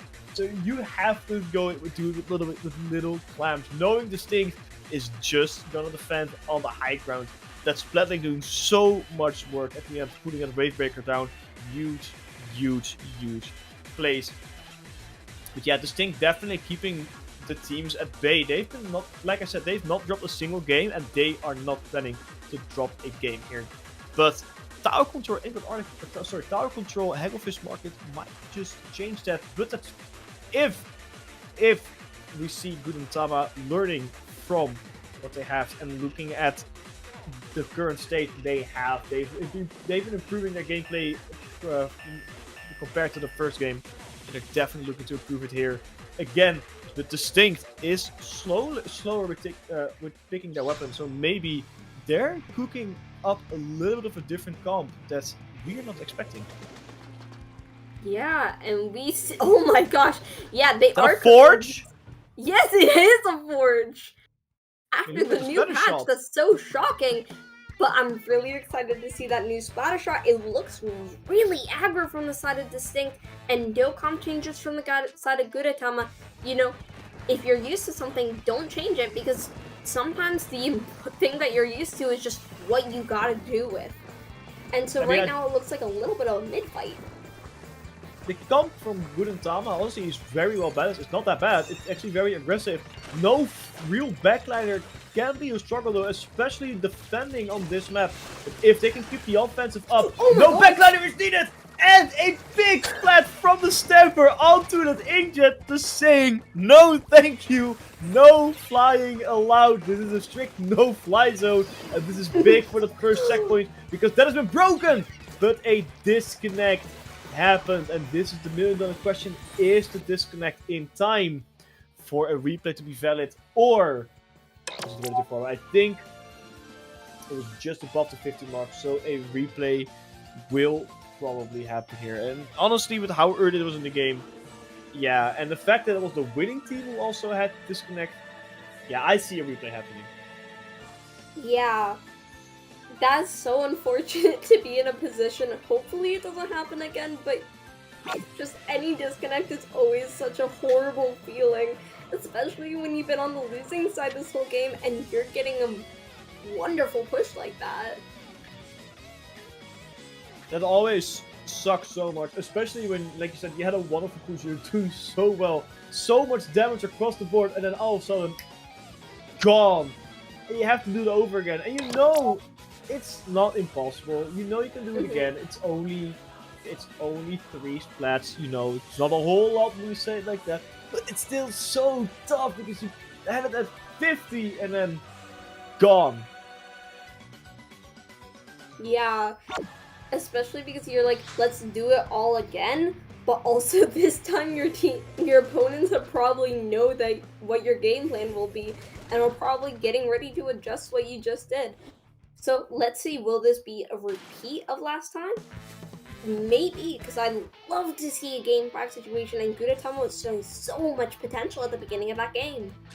Yeah, I do see that Gudetama is playing it a little bit slower actually now that they were compared to the first game. They were just getting the special on way earlier. But -6 was painting their spawn whilst not building in the center like the first game.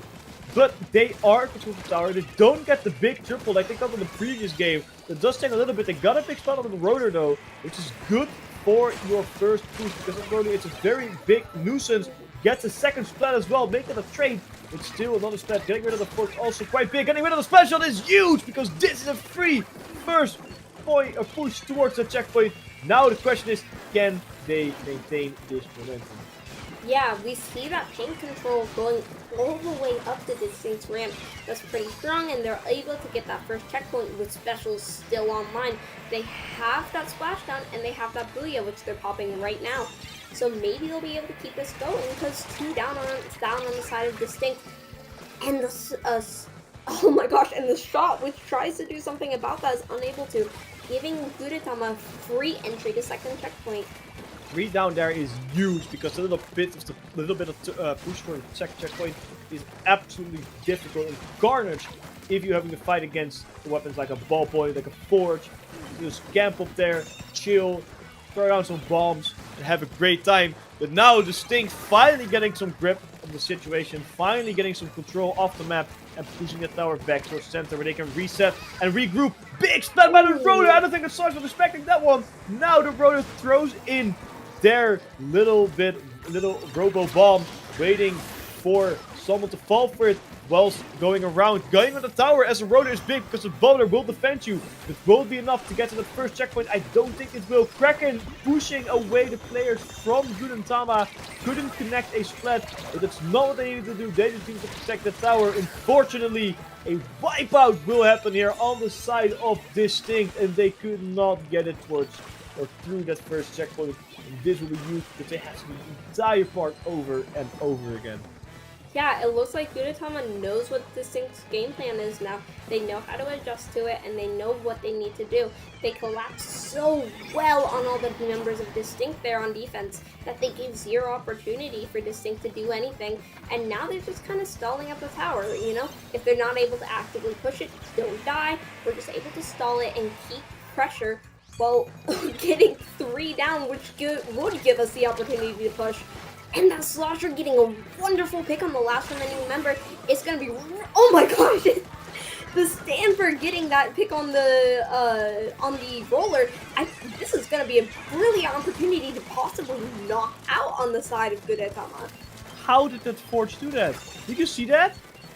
Did you see the Forge? He was... Yeah. He was fighting a blaster and a Stanford just survives and gets his splat on the tower to get him back for the team? What? Nah, you gotta replay this. Streamer, please replay this after this game. That was crazy.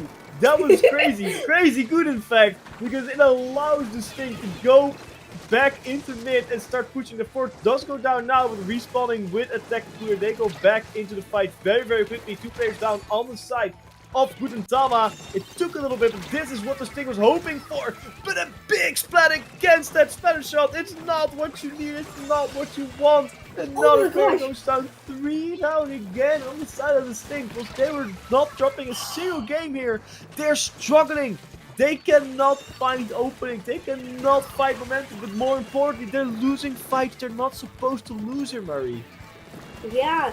This is becoming really rough for them, and honestly, I don't know how Distinct is going to find an opportunity back in this game. 2 down on the side of Gudetama, which is a good opportunity for them, but it feels like the person most pushed up all the time when they push is the person on tower. Was that a line marker kill? Oh my gosh! Crazy line marker kill on the ballpoint there, taking away any specials that they had. That roller coming in though, setting up the bubble, keeps up momentum for them as they do get 3 down, which could wipe out. You know, this could be the perfect time for them to push and get that lead shift. Remember, they have to push for the first or the second checkpoint, and that might be tough. The 2 players are down on the side of Gudetama. This did all go down south. They had such a commanding lead. They had such a commanding fight. Oh my gosh. They'll all be down any second. 3 trash bags on the tower. Only 5 seconds left. 2 players down on the side of Distinct. Oh my gosh. Point as a buffer.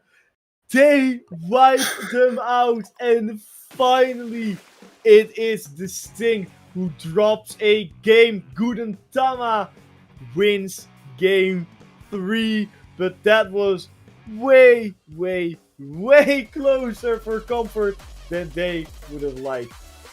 Yeah, Gudetama was fighting for their lives in that right before overtime. They really did not want to get out of winners at this point after how well they've been doing too. And I think they did a really good job putting up a fight, because up until that last push, Distinct didn't have any opportunities basically to get in there at all, and just had zero opportunities. Yeah, they had such a firm grasp there. I don't know what changed from Gudetama from this game compared to the other game, but they were not fooling around. But at the end, that was so close. If the roller could have got on the tower a second earlier, everything would have been different. But Splatoon is not about what ifs. Splatoon is about what happens. And what happens is that Distinct dropped a game. Gudetama's spirit is high, and they're looking high and mighty for game number 4. Rainmaker on Humpback Pump Track. And I just heard a very funny story with you and the Humpback Pump Track, which lost you a game. Which you might want to share with everyone watching the stream right now. Oh my gosh. Yeah, I have some personal beef with this map. Before overtime, I was not able to get the pick on the Rainmaker as they were about to get lead. Because I fell off the map. So that was a great learning opportunity for me. Hopefully neither of these teams repeat what I did, because, you know, we're bringing this up as a learning opportunity for them, you know? Don't fall off the map. Don't do what I did.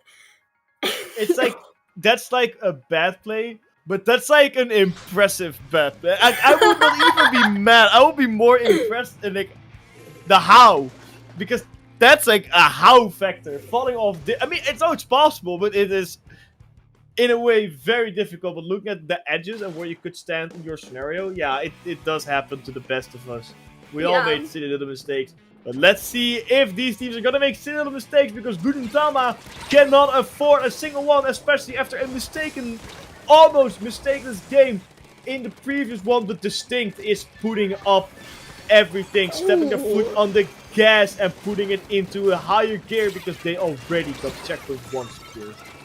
Yeah, Roller goes down, but that's not someone you mind going down, because Roller's jobs are kind of to do that. They're designed to go in and cause mischief. You know, it's a good thing the Rainmaker did not go down to Dazuka there, and they're having a pretty good opportunity with all the specials that they have online and all the opportunities they have online. This should be a really good opportunity for Distinct. Yeah, Distinct is now pushing their way towards the platform! Oh, towards the pedestal! Oh my gosh! They're so close! There was a gal that said no, but the Kraken picks it up! Oh my gosh! They gets it onto the checkpoint! Distinct really just said no. They really said no. They did it again. They did it early in this tournament, and now Distinct lost one game and just shifted it into turbo in overdrive and done. Not a single silly little mistake allowed from Gudetama, because they were not even allowed to play Distinct takes the semifinals to go towards the winners finals in a very, very dominating game. But Gudentama's spirit should still be high as they had a very, very good fight against Distinct. And I think we're going to see Gudentama in the losers finals at least if they don't make it any further. But looking at the way they played, they are very, very much an impressive team. Yeah, both teams had a beautiful showing. Don't let that last game define how that whole set went because it was so much closer than that last game made it look. But beautiful showing from both teams, and I am sad to say, but I think this is the end of our casting for both of us, Caster Hat. It is. This is our last set. We're going into two beautiful, beautiful casters. But before we sign off, Mary, we have to ask the $1 million question. Where can we find you on the internet? You can find me on Twitter and Blue Sky at Maritime with 2 I's after the R, as you can see right underneath my profile picture. I'm not that active on Twitter, but you'll probably find me more on Blue Sky. You will see me around though, because I still play comp with my teams, Calamity Forge Neo and Caster Hat. Where can the lovely people find you? Well, like you see it under my name. It's at Casterhead on Twitter and on Blue Sky. I'll probably start using it again because I made an account once and I never looked at it. But I don't post as much. But feel free to follow, as I do occasionally post some funny stuff, and I want to get back into Splatoon. So hopefully more of that soon.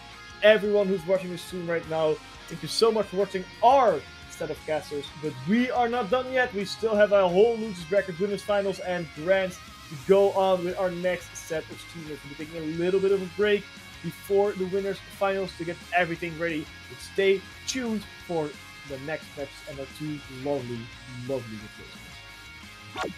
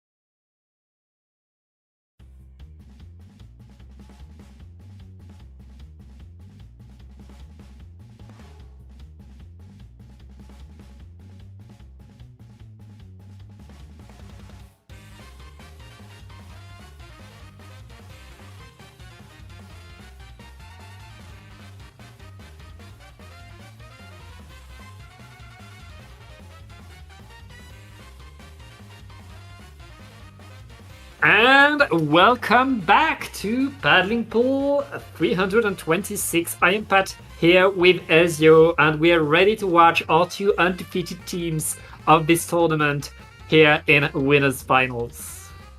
Yes, I am very excited to be joined by you, and I'm very excited to actually watch this set here.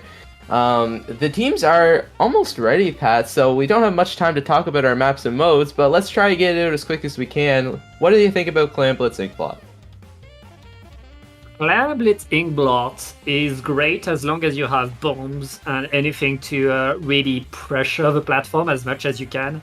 It often takes a lot to push. You need to win a first fight in order to take control of mid, to take control of the clans, and then you need to win another fight to get in, to get behind there. Unless you're able to sneak your way past behind everybody, but at this level I don't see that happening. Oh, for sure, and especially because it is Winners Finals, and these teams have been undefeated so far, I can expect a lot of high-level gameplay here. Yep. Tamaris, RC number one are very much, incredibly cracked players looking to show how good they are. Distinct, they have been on the rise, and especially with these new weapons coming out, they've been able to do a lot. But with only 3 players, I think we're going to reset the game. Hey, the good thing about that for us as commentators is that we get a little bit of a sneak peek. Sorry, I'm just seeing the stream. What is this? We get a little bit of a sneak peek of their comps here, and as we can see from the replay, we can see the comps. No cooler on the side of Distinct in a meta like this. That could be risky, Pat. Distinct have been climbing the ranks without a cooler. They've been doing that for months now and getting better and better and better.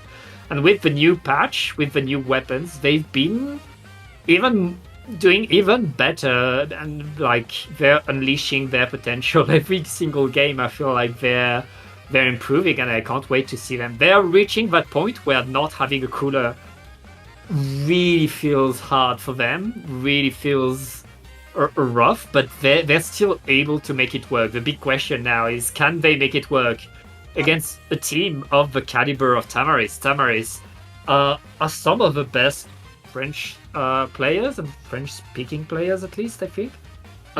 So, like, absolutely a team to look out for.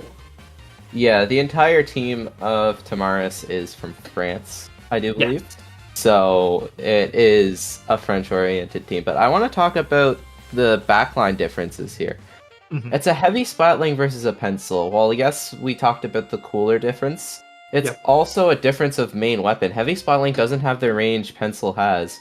Pencil can very much take advantage of the stacks on Inkblot or the clam on Plat and pick off the splatling when they can't really reach them to contest them.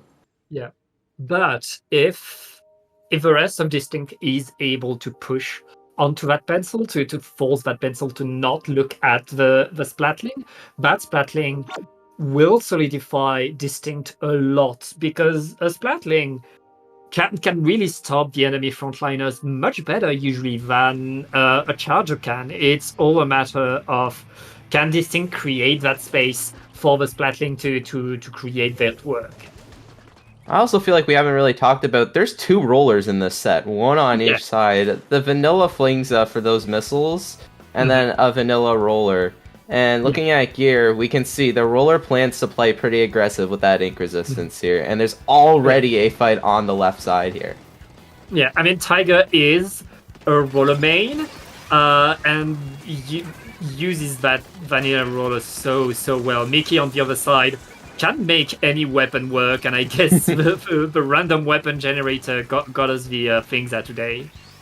Yeah, and we do see that the opening is going to be going to Tamaris here. Ink Strike's being popped as well, trying to push up a little bit farther onto that plat to try and get some clams in here. They do eventually try to get the plat there, but Distinct manages to get a pick, 2 picks actually, onto Tamaris, forcing them to back out, and then Distinct is able to get mid back, trying to get some more picks onto plat. That's the defensive power of the heavy splatling, really The second that Heavy Splatling finds a spot outside of the range of the pencil, they can stop any push from the frontliners. And right now, Tamaris are in danger. Distinct has taken control over mid. They have a super clam. All they need now is to win one more fight to go in, but the bubbler is deployed a bit too late. They lost the player. Can they get under the basket? It looks pretty dire right now. Distinct will have to move back. Yeah, but they do have a power clam again at the ready for whenever they want to try and get push in. Flank from behind there from Afro on the side of Distinct. Manages to get 2, and that allows Distinct to hold on to mid area instead of being pushed back here. But as I say that, flings pushing right into mid onto Rafa, forcing them to back up to Plat. That is 2 down on the side of Distinct. Make that 3.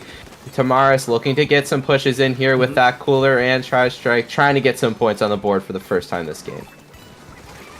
Yeah, and right now it looks like Tamaris are not able to set themselves up on the platform. They have the super clam, but they're forced to move back with it as they're simply waiting for a better opportunity, for a better time with that splash. The crab tank is ready and deployed. This could be the opportunity for Tamaris, who are going in and forcing their way through thanks to the crab. But oh, what's happening? Distinct gets behind, and they managed to get 2. Get 2 power clams in there from Distinct with a flank behind and added a little extra clam there. And by doing this, it forces Tamaris to turn around, and now Distinct has mid, has crab tank up. They have some resources at the ready to try and push in here soon. I mean, we see Tamaris win lots of fights, but right there, Distinct completely outplayed them, surprised them, and us at the same time, getting a huge push. Now 2 minutes left in the game, and Tamaris needs a push now. Yeah, Afro tried to do another sneaky play there, but 3 people from Tamaris were there looking out. And now Distinct is 1 down, and that's one of their main painters down there for the roller. And as I say, that roller goes down. But that is also 2 down on the side of Tamaris here. 2v2 on the board. Forces Tamaris to take a little bit of a second here to try and regroup and try to get some more points on that board. Yeah, and right now with 2 players down, Tamaris is back under that basket, but they don't have... Okay, they have a super clam right now. It's going to be an opening, but do they have the time to follow through? They don't have more clams. I guess they are back to mid with 1 minute left on the board. Distinct is still in the lead. Very wonderful defense there from Distinct there. They only have a minute left. They could stall this if they wanted to. Crab Tank being popped on that right side to assist Afro. However, Afro does go down to Mikey on that Flingza, and that is 2 down on the side of Distinct. This is Tamaris' opportunity now. Crab Tank being popped. Bake able to get in with that power clam. That is another death there from Distinct. 2 down. Tamaris looking to get lead here with 30 seconds left on the clock. Bake trying to get behind. Unfortunately, does go down for them. Strikes being popped. Trying to push up with these strikes. Mikey does get a pick there. Very good pick from Mikey, but unfortunately, they do not have the clams to get lead. And that is 3 down, though, from Distinct. So Tamaris does have another opportunity. I mean, Tamaris has a lot of paint on the ground right now, and they're already under the basket. Acer with 7 clams surviving. It's going to be Tamaris reopening. Oh, wait! What? They missed! They missed the basket! That's Tamaris wasn't close enough.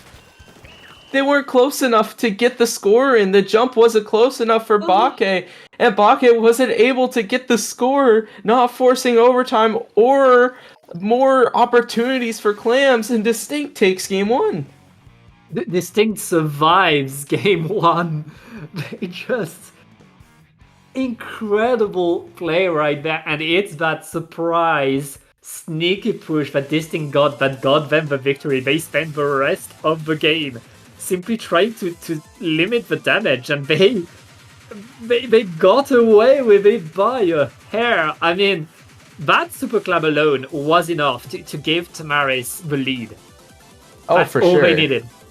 Yeah, they needed just the power clam, but as you mentioned, heavy spiraling is very good for defense, and I believe that was Distinct's game plan. they just get a lead at the start and play heavy defense. Like, look right here. Acer is sitting under the basket. Bake jumps to the basket. Actually, no! The curling bomb bumped Bake, jumping in, forcing them too far back to where they didn't have enough room to get the power clam in. What a game! And that's only game 1 of this Winners Finals, Edu. We're going to go now to Splat Zones on macro map. Now, Splat Zones, you can't really sneak behind the opponent and open the zone. People know where the zone is. That's both teams are trying to play the same zone. So Distinct will have no choice but to try to really take control of the game if they want to repeat the miracle that they just got. For sure. And this is top level's favorite mode for a reason. It's a very good mode because you're not really playing in the zone most of the time. You're kind of playing to your lefts and rights, and that's especially valuable on Mako Mart because the stacks look over pretty much the entire map and the zone. If you have the stacks, you could pretty much have the zone. Yeah, as you said, these stacks, they control the base of the game, your ability to push in, your ability to defend. It's all around these stacks. And one thing to note is that rollers are pretty good here, and we've seen both teams bring rollers and slushers as well. We're going to see lots of fights under these ledges, under these stacks, with both the rollers and slushers.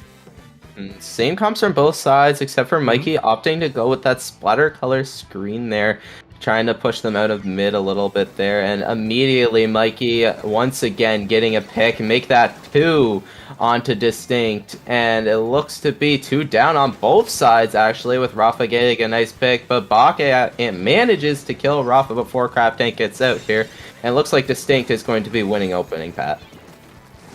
Yeah, and right now Distinct making a few good points. Tamaris waiting for the opportunity as they're activating the Crab Tank to push in while Bake watches with that pencil. Tamaris not able to apply penalty yet, Bo, and they lost 2 players. What is happening? Distinct still in control. Yeah, splat zones, especially this map, favors the defense, and heavy splatling with that defense alongside that crab is really paying off for Distinct here. And it looks to be that Afro is going to try and get a pick to cause a stagger onto Tamaris, unfortunately not able to get any value and does actually go down. Splatter color screen and tri-strikes both being popped from Tamaris. And Tamaris is able to cap that zone with 24 ticks remaining for Distinct. Yeah, very nice control by Tamaris, able to get back in the game, but Distinct is already back on the zone, and with that bubbler, they should be able to repaint it pretty easily. Tamaris not able to really get Distinct out. That's what you want to do right now, though. They have control of the stack. Can they push? Can they take control of the map? Splatter color screen is being popped from Tamaris there. They're going to try and push up with that smoke screen. They do get a pick there. Trying to get 3. Yep, they have 3 down now. It is just the roller left alive, forced to jump back out, and they unfortunately go down again. Tamaris is in a very good position with Bake being on that snipe, being able to see the entire spawn of Distinct. But as I say that, they unfortunately do go down here. There is a Slosher Shark there looking to pick off Afro. Afro managing to live, never mind. Crab Tank forcing them to back up again. And it is just Tiger left alive there from Distinct, does go down, and that is a huge stagger from Distinct. Yeah, especially since Distinct doesn't have Tactical, they have to come back from spawn with Lil Special trying to build a push. They're going to lose the lead right there, but they still have the time to maybe mount a push. They need to go in. The strikes are completely disrupting their spawn. It's going to be rough. 10 ticks left onto the zone. Rafa activating the crab, but Rafa needs to paint the zone right there. Can they paint the zone? Only 3 ticks left. The zone is orange, and Tamaris ties up the score. I think if Bake didn't get that pick onto that Crab Tank, I think that Distinct had a chance of capping that zone there, Pat. Yeah. They went not that far, but that's the thing with Distinct. They play without a safety net. They are constantly in need of winning the next fight, because otherwise they lose so much ground. They lose all of their resources. It's pretty rough for them. But Distinct showed Tamaris that they need to be taken seriously. I mean, that opening push that they got, that got them to 24, was a huge statement by Distinct. Yeah, Distinct has been playing very well this whole entire tournament, but Tamaris is still showing why they are top seed here. They have came back after a pretty devastating loss, if I say so, from game 1, able to get their ground, get their footing, and managing to take game 2. Yep. Beautiful game 2 by Tamaris. We are now going to Rainmaker. It's going to be on Humpback Bump Track. So we'll see how it goes. Humpback Bump Track, always a very intense map. And another map that is good for rollers and slushers, is you? Yeah. I know I sound like a broken record here, but this is a very good map for defense. Once you get a lead, you can just spam bombs into elbow, and the other team either has to run forward and try to kill you before the bombs kill the Rainmaker, or stall you out long enough to where the Rainmaker dies, or they try to go for the kind of worse route on the other side, and it can either cause a death, or they get through and immediately KO. Once you get through that elbow, it's very hard to stop the pushing team. Yeah, as you said, that elbow decides most of the games. That elbow really controls the pace. I think we're going to see both teams get to the elbow, get to the checkpoint. It's what happens next that usually decides the game on this map. Now, let's see how things change, and that's... Mickey bringing a Squiffer right there.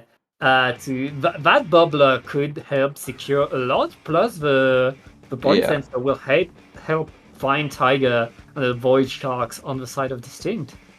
Yeah, I believe the game plan from Tamaris is to pop those missiles, get Mikey in, pop the bubble, and they're going to be able to take elbow through that. But as I talk about Tamaris, Distinct is making their presence known, grabbing the Rainmaker very early on here.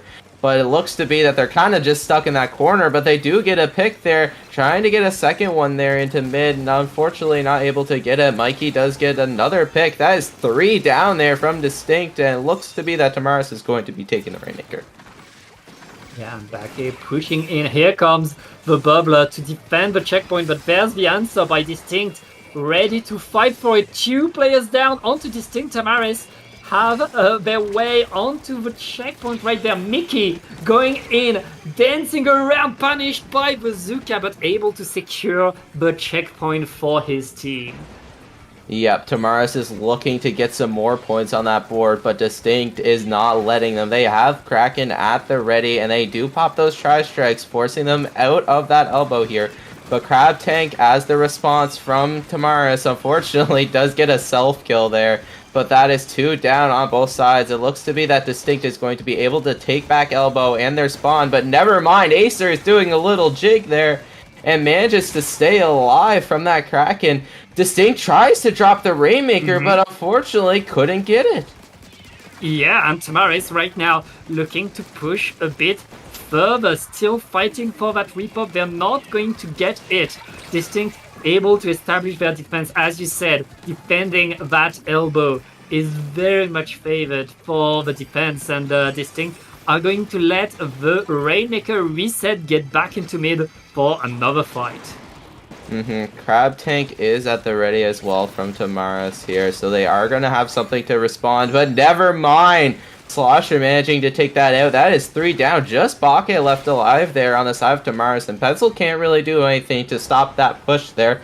They do have Kraken and Tri-Strikes at the ready to try and push in through elbow, and 2 actually dropped there from Tamaris. This is Distinct's opportunity, but never mind. Everybody is looking at those flanks. It's just the Kraken there from Distinct left alive here. They aren't going to be able to really stay alive after this Kraken is over. Trying to find a safe spot here, and does unfortunately go down.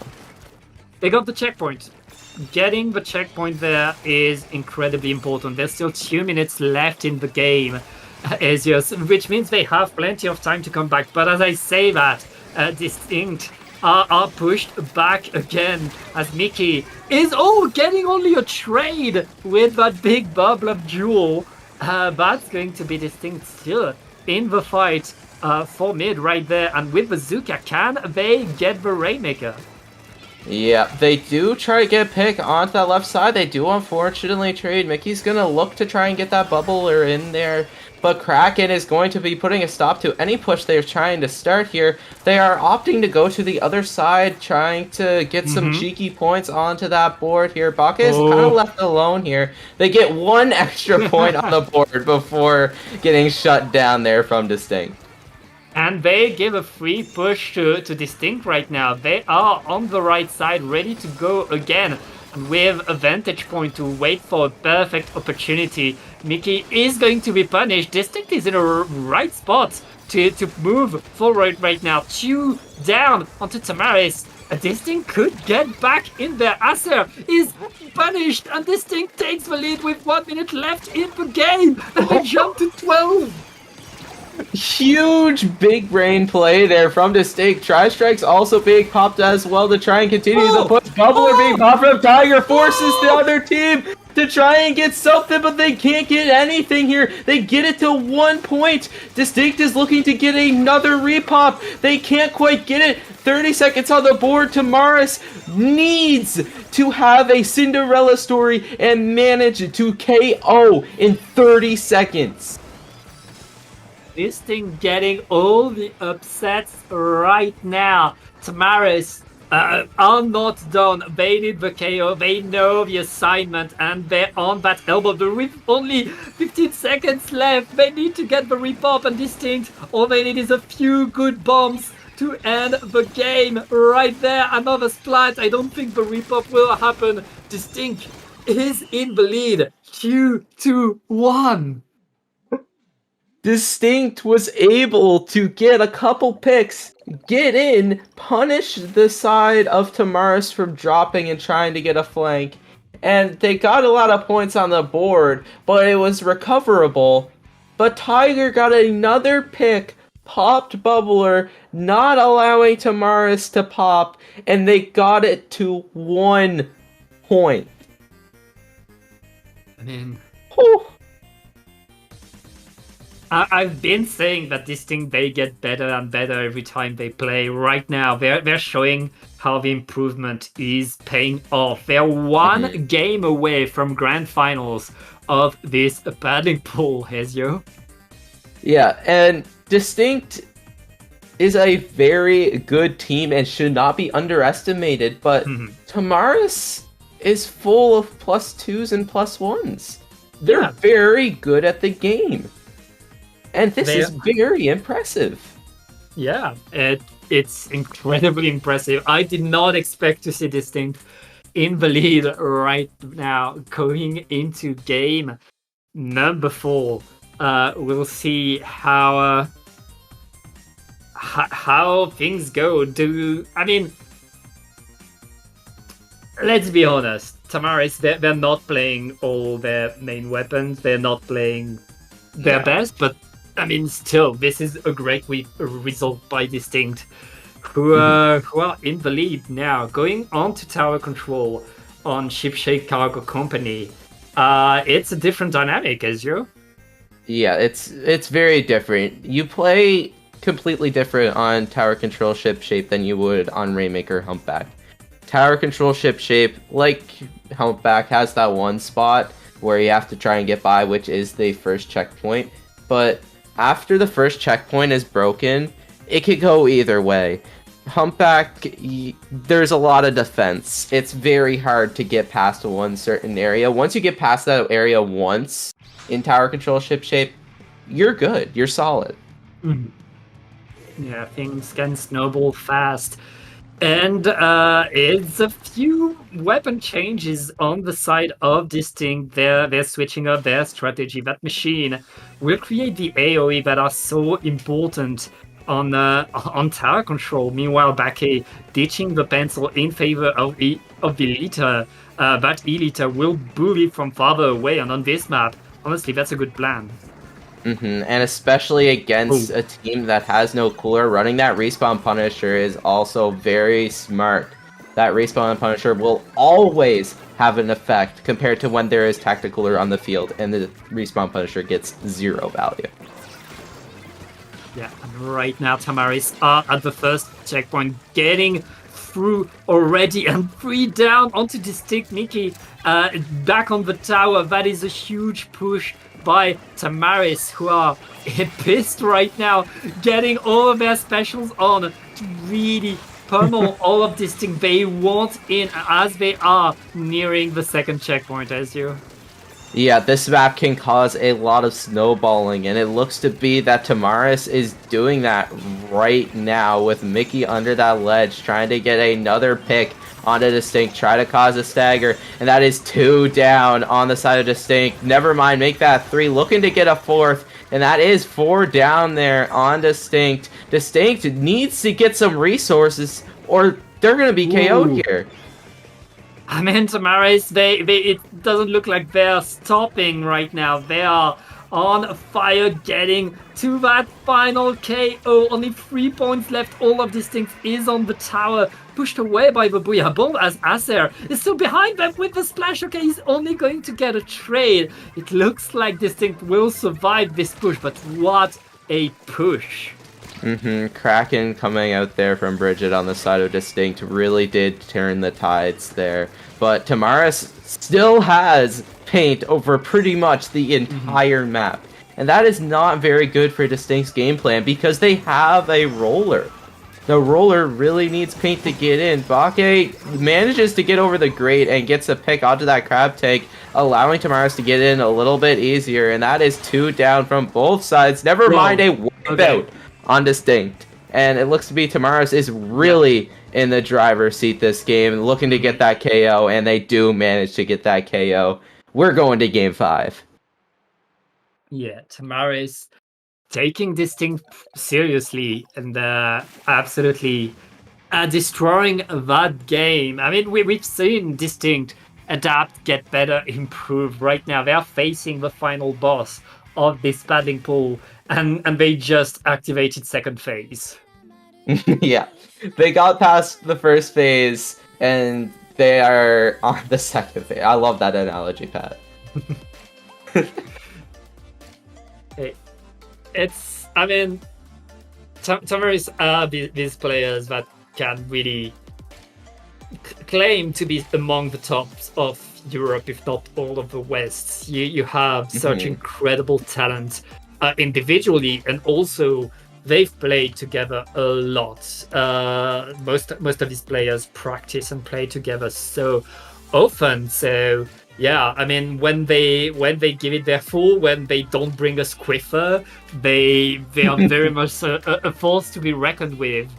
And right now, going into Clan Blitz, we'll see if Tamaris stays serious, if Distinct is able to create another surprise. Remember, we saw Distinct get a sneaky play on Clan Blitz at the first of this set. Yeah, they made a sneaky play to be able to get points on the board, and it was enough points to actually warrant the win. But don't forget that curling bomb. Tamaris had a chance of KOing there and actually taking the lead in the final seconds of that game. But Distinct, I don't know if it was a lucky curling bomb or if it was a skillful one, but they just barely won that game there. Yeah, so we're bound for a good treat. We are indeed right now. Double bucket on the side of Tamaris. They're here to fight. This is a fighting comp. Distinct not really changing what they have. They're back to the vanilla Splatling.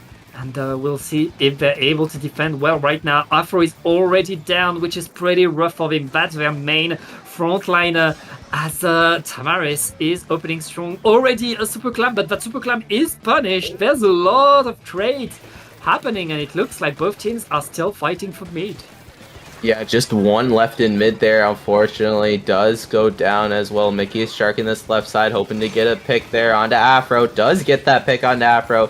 Tri-Strike's providing a smoke screen there. Mickey trying to stay alive, does manage to stay alive here. Crab Tank is almost ready there for Rafa from Distinct.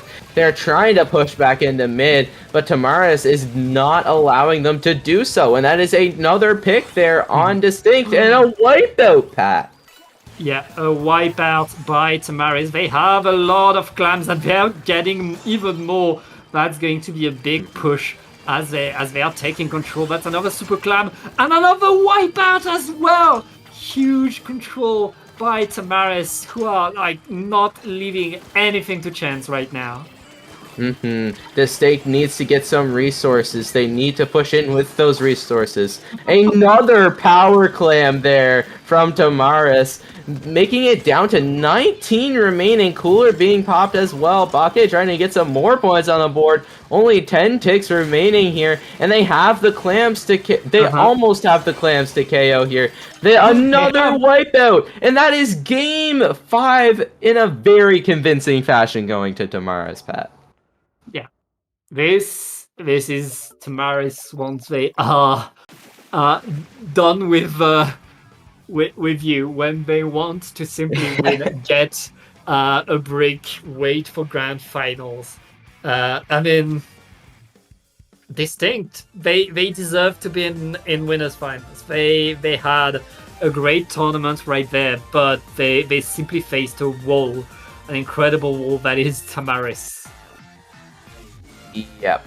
Tamaris, as you said, entered their second phase. They locked in. No more Swiffers. No more flings or rollers. They showed what they're really capable of. Yeah. But, yeah, that's... But... Semifinals? Losers? We're going to that one next? I do believe so. We're going to go on to losers bracket semis.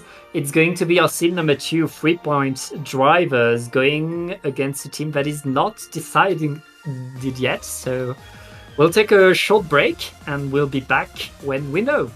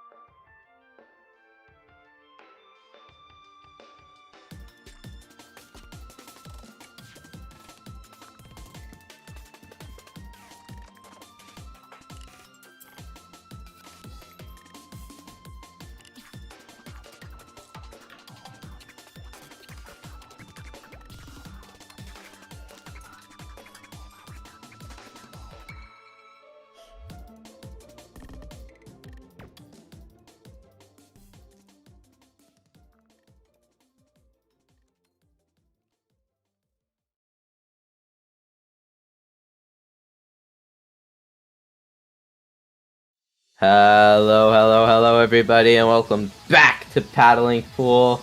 I'm Silesio, and I am still joined by Pat here. Pat, make your presence known.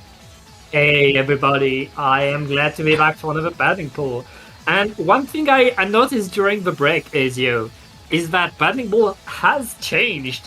If you don't know how Paddling Pool works, the maps and modes, the maps are decided by the teams.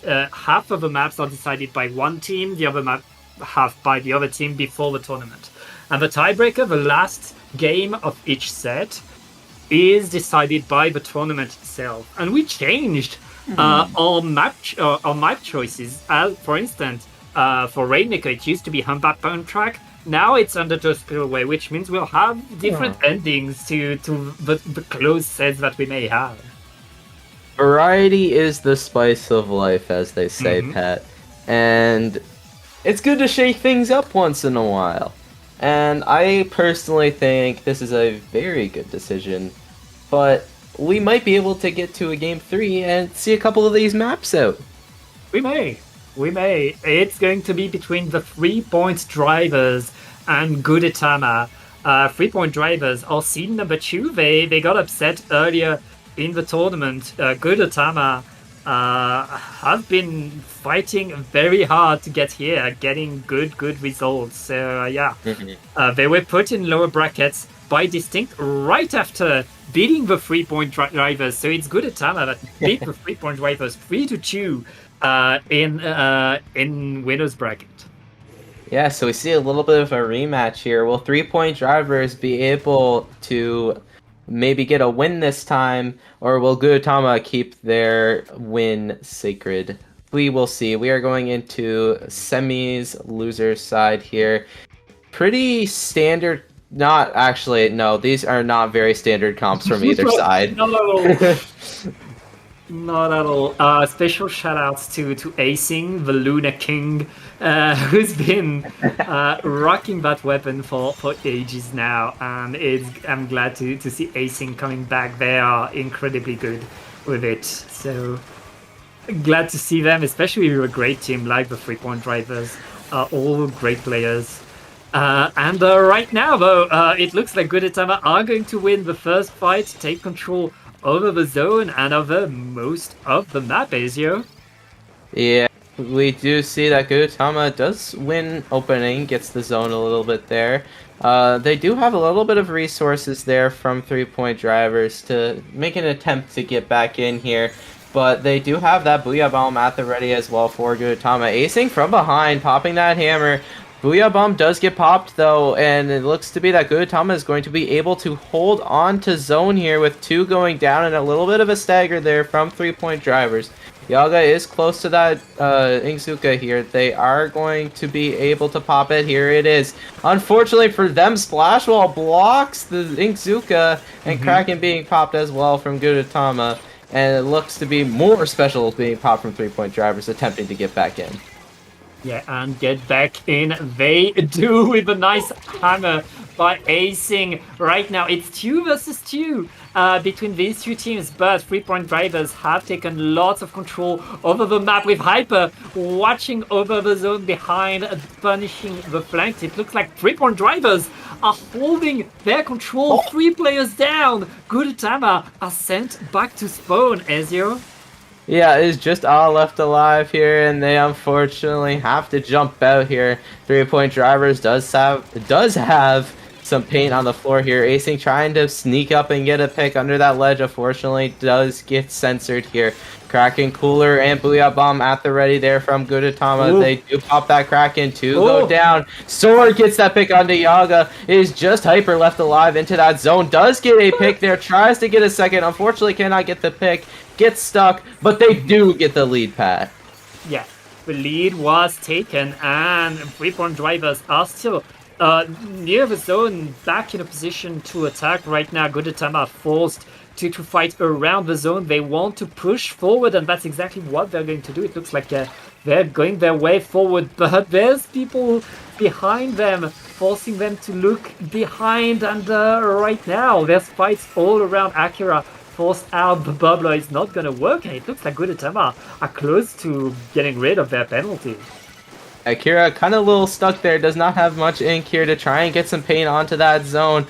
Inkjet does get popped, it allows enough distraction for 3-point drivers to cap, so they don't get lead there from Gudetama, but that is 2 down on the side of 3-point drivers here. Ichigo trying to get a flank onto Hyper. Hyper is watching it though. They are going to have courts still in their favor here, but Cooler's being popped from Gudetama, allowing them to push up more. Perfect jump RNG there from Cooler, allows Ichigo to get a pick, and that is 2 down on 3-point drivers, Pat. And right now, 3-point drivers are struggling to get back onto the zone. The lead is going to swap in favor of Gudetama. Acing activating the hammer with 2 players down. It looks like the zone will be back into blue, but it's not over. 1 minute left, and 3-point drivers, they need to hold the zone for very long again. They do have 1 minute left on the clock, so they do have plenty of time. But Gudetama popping that Booyah Bomb, trying to get some paint onto that zone to try and push in through zone. Unfortunately, Zuka does push them back some from Yaga. Ichigo does go down, but there is a flank on this right side from Akira. Acing following up with that Ultra Stamp. Does get a pick, unfortunately, does go down to a trade though. But the side of Gudetama is actually back fast from that cooler there from Ori. Yaga trying to push into zone. Unfortunately, does go down, and that is 2 down from both sides here. Hyper popping Inkjet does manage to get that pick. It is just the sword left alive, jumping in. Does get the pick onto Acing, though. Is still alive. Gets 2. Pops Booyah Bomb here. They have to cap the zone here from 3-point drivers. Unfortunately, cannot here. Sword gets another pick. That is 2 more down. Sword gets another one. The side of Gudetama manages to take the zone and win game 1. That was a huge retake in the end by Gudetama. I mean, I know 3-point drivers, they are seeing number 2 right now, but they looked like they were in difficulty for most of that game, Ezio. Yeah, Gudetama did very good of holding on to space whenever they were forced to back up or had people go down. The Ichigo did especially an amazing job, and Leaf as well on that sword. As you saw at the end there, Leaf jumped in, looked like they were definitely dead, got a pick on landing, got another pick, and allowed Gudetama to get zone there in that last couple seconds and make them win the game. Yeah, they indeed won the game 1-0 for Gudetama, but it is not over. It is a best of 3 though, which means right now 3-point drivers are back to the wall. They can't make a mistake anymore. 3-point drivers needs to lock in, as people say now. They need to focus up. They need to get some picks. They need to hold on to space when they go down. They have a tent. Tent is very good for holding space and stalling stuff out. But unfortunately, there's a 96 deco on the other side, Pat. And that kind of counters it as it kind of counters it from the splash wall alongside a stamper from Lee.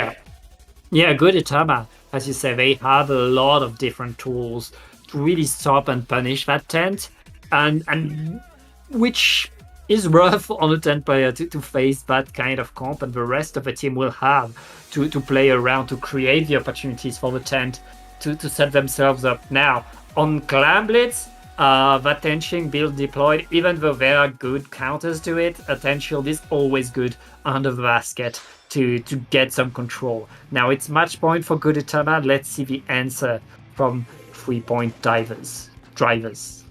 The divers and the drivers. Yep. Okay, going into game number 2, we see pretty much the exact same comp from both sides here. 96 does allow to hold some space, as we've previously been saying, but Bubbler from Akira on the side of 3-point drivers can very much change the tides. Yeah, right now Acing waiting on top mid for an opportunity, and here comes the attack from the Stamper, getting punished instantly by the Luna. Very nice move. Both teams still fighting to take some control. Ichi with the Kraken is going to counter everybody from 3-point drivers, and it looks like Gudetama are pushing for the first attack. Kraken and Booyah Bomb both being popped there from Gudetama, allowing them to get in here. They do get that Power Clam in, looking to get some more scores on the board, but as we previously mentioned, that Tent Shield doing wonders for 3-point drivers. Stalls it out long enough to get some flanks in, and a wipeout there onto Gudetama. Not very many points on the board there for Gudetama, Pat. Yeah, even if Gudetama have the tools against that tent, it's still a tent. It can still be deployed and enable these kind of pushes, but the Bubbler is a bit too far. They'll still be able to open the basket and get the lead. Hyper in the jetpack is going to be punished. as Acing now with the hammer is kinda alone. That's the end of that push. We don't get big pushes yet, Ezio, but that's still a lead for the 3-point drivers. Yeah, as you mentioned, we don't get very big pushes. This is kind of the nature of Scorch Gorge. You either have a huge push or a short push. But it looks to be that Gudetama's revving up to have a huge push. But the flank from Acing prevents them to get a score pretty quickly. But it is just Hyper left alive there. Hyper does get that pick, but Gudetama is getting a lot of points on the board, man, just to get lead there. Ichigo getting another pick there. And it looks to be that 3-point drivers is kind of stuck in a stagger here. But they do have quite a bit of resources to try and get back out with that 10 shield and all those fizzy bombs there from the mix of dualies. I just realized they're triple fizzy bomb, Pat. Yeah, that's lots of fizzes on the ground right now, and one curling to add to the mix. Lots of paint all around between these two teams, and ooh, huge moves right there. Gudetama with a tactical are eyeing that basket again, but Hyper with the jetpack will stop it and nip it in the bud before Gudetama can get merged. Gudetama still around but pushed out. Gudetama really needs to hold on to space here, and they are managing to do that, getting 2 down on the side of 3-point drivers. Kraken did get popped a little early to hold space, though, so they don't have Kraken to try and get back in here. They do have other resources to try and get back in. 3-point drivers trying to get in themselves here, popping Inkjet once again. Hyper's Inkjets have been proving very useful here. Same with Acing's hammers. Hammer does break through that wall, allowing the Inkjet to get a pick, and lead is going to be going to 3-point drivers. They take the lead now. They're kind of out of clam, so they'll have to move back. Let Gudetama take back control of their spawn, but that's a huge lead to take with less than a minute and a half in this game, Ezio. Zuka being popped there from 3-point drivers, just trying to get a pick onto that bottom right. They are really stalling that out there.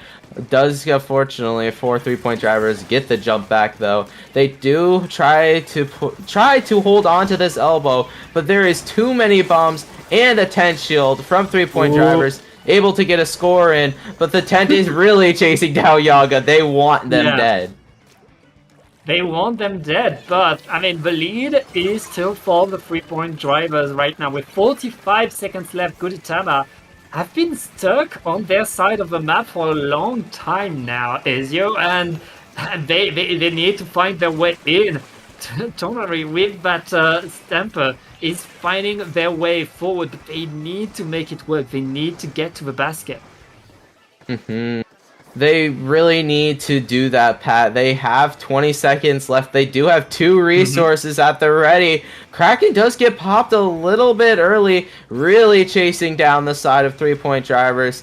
Ichigo is trying to stay under the basket long enough to where they could get a jump in. Unfortunately, could not get that jump in. Ori is running in. Last second, trying to get something to work here. Is just left alive here for Gudetama. They really need to run in and try and get some picks or get something to happen here. And there's that something, popping that splashdown. But unfortunately, AC goes from the flank and gets the pick. Ori's trying to get under basket for a jump in, but it's too little, too late. 3-point drivers forcing the game 3, not game 5. These flanks by Acing have been key to most of that game, have been key to the defense strategy of the 3-point drivers, and we saw them struggle at the start of that game. In the end, they knew what to do. They adapted to what Gudetama was bringing to the table, and right now the 3-point drivers are in the driver's seat. You stole my line, Pat. I was gonna say that one. But it was a very back and forth game, as you can see there from the replay. The score was close. While Gudetama was mostly in their spawn that game, they did have opportunities, especially one at the end there, but unfortunately weren't able to kind of capitalize on them. Yeah, it was. I mean, Gudetama have shown us an incredible push, a great start of this game of Clan Blitz. But in the end, the 3-point drivers, once they had map control, once they had paint on the ground and the positions, they kept these positions and really used the momentum to their favor. Now, we're going to Rainmaker on Undertow Spillway. So scratch all of that. Teams are going to die left and right. It's going to go very fast. A single wipeout could decide this whole game. Oh yes, Undertow Spillway Rainmaker is the flip-flop map mode in competitive Splatoon. It could go from 1 point. It can go from 20 points remaining to 1 point remaining, but for the other team in the span of 30 seconds. A singular wipeout, as you mentioned, Pat, can change the tides, and I hope we see a lot of tides changing in this Game 3. Yeah, I mean, anything can happen. It's all on the line in Rainmaker, which is always, I mean, stressful if you're playing, very cool if you're watching like us. Mm-hmm. Yeah, it could end very quickly too, or it could just be a 10-minute long, not 10 minutes, but a long overtime game. But I do want to mention something real quick. 3-point drivers has triple Fizzy Bomb, Bubbler, and a tent shield on Rainmaker. This is a very, very good mode for 3-point drivers, and especially this map because there is long, narrow hallways where Fizzy Bomb can get a lot of value, Pat. Yeah, but right now it looks like Gudetama are ditching the heavy edit that they had in favor of the new 96 to provide the tacticalers that they want right there. 3-point drivers opening pretty strong, already taking the Rainmaker and pushing to that left checkpoint.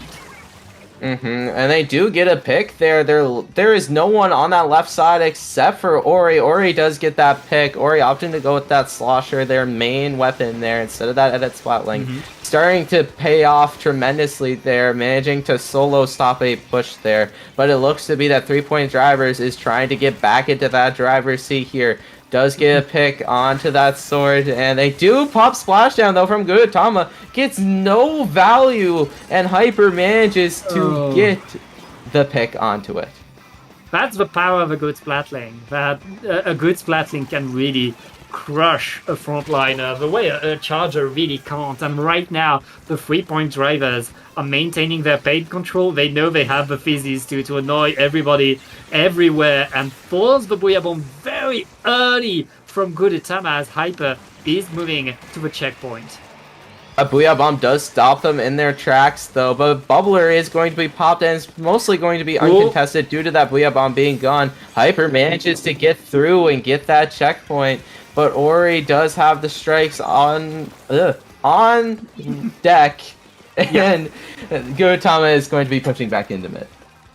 Yeah, Gudetama not done for sure, and able to take back control of their side of the map. Now the big question is, can they push forward? Can they establish some momentum, knowing that right now they are behind one checkpoint? Gudetama does have no points on the board, but as I say that, they are really looking to get this checkpoint here. Suka is being bobbed from behind. Unfortunately, cannot get anything. Is just acing left alive there from 3-point drivers. Manages to trade with that Rainmaker, but unfortunately causes a stagger. That is 2 down on the side of 3-point drivers. Booyah Bomb is going to be popped as well. Is just acing left alive once again. Strikes being popped from Ori. They unfortunately do go down though to a Fizzy Bomb there from Hyper. Splashdown being popped again from Gudetama. Gudetama really wants to get this checkpoint and lead, and game number 3 going to Gudetama. Yep, that's a 2-1 for Gudetama. They're going to move forward in this Paddling Pool tournament. I mean, 3-point drivers, very good players, but for the second time today, they get beaten by Gudetama. Gudetama just has a lot of resources to counter the side of 3-point drivers. As we mentioned, the tent struggles very heavily against the comp of Gudetama. And then add in a Slosher, that makes it even harder. And something I realized at the end of that game and basically just now, 3-point drivers didn't have a tacticooler. Yeah, no tacticooler for the 3-point drivers. One of his teams that don't like it, that want to play their thing.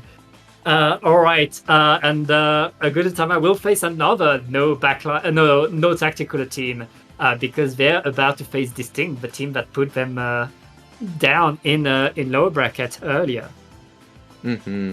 But we will be taking a short little break to get our teams, get our commentators and our streamers all set up.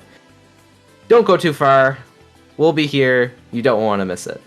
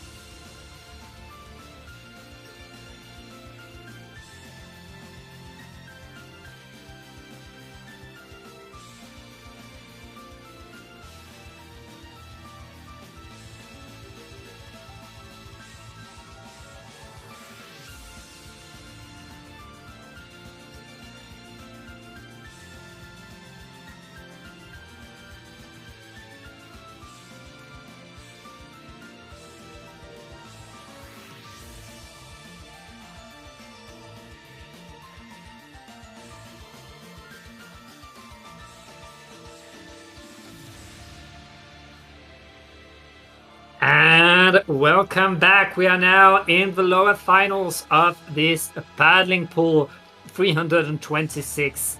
So let's get right in there. Izio, it's going to be Distinct versus Gudetama. We've seen this team. We know what to expect. Let's get in the game, Izio. Yeah, we are going to be heading into Splat Zone's Mako Mart. From previous sets, we have mentioned that these stacks are very important on this map. It looks over mid, which is where the zone is, of course. So it's very important to hold on to those stacks. Once a team gets both stacks, it is very hard to retake. You need to retake the stack.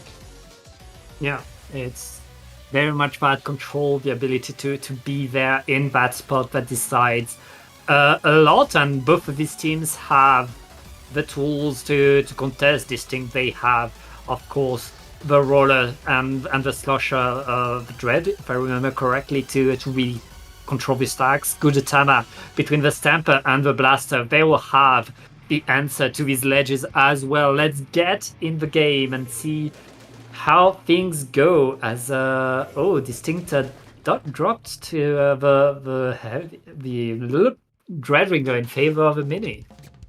Yeah, they do have double splatling now. I'm very intrigued to see how this works out, especially on Mako Mart. Mako Mart, it's very good to hold space, but Ori is immediately running it down, getting 2 picks here. Both of the splatlings are the only ones left alive there from Distinct. Immediately, Gudetama winning that opening there, Pat. Yeah, great opening by Gudetama. Distinct are forced to defend, to wait for an opportunity, and they lose their backline. That's going to be rough for them as they're still waiting for the specials to be ready. The hammer is deployed, but Afro was down because of with the shot right now. It's rough for Distinct. They're still able to take control. I'm not sure how, but they managed to get that push. Yeah, they did have that ultra stamp there from the mini, I believe, to push in, run through, and get 2. And they were able to capitalize off of it. But Afro is running in here, trying to get 2 picks. Does get 1, unfortunately, does go down right after. Is just the Splatlings left alive once again. Ori is on this right side, trying to take down that mini. Mini forced to back up a little bit there. Ichigo is trying to get some chip there for Ori. Unfortunately, Ori goes down, and so does Ichigo. Gudetama trying to take back that zone. Booyah Bomb and Splashdown both being popped onto that zone, and Trash Strikes, but Distinct is managing to hold it through all of that, and never mind, they are down. They're down, but they managed to get a few good points off of that. Now Gudetama have taken full control of the map thanks to that wipeout. I expect them to get rid of their penalty, get to the lead pretty fast. But here comes Distinct back on the attack with the Zuka. They will be back onto the zone, and that bubbler will allow them to paint very, very fast. No leads yet. 2 down onto Gudetama. Again, Distinct very much in the lead.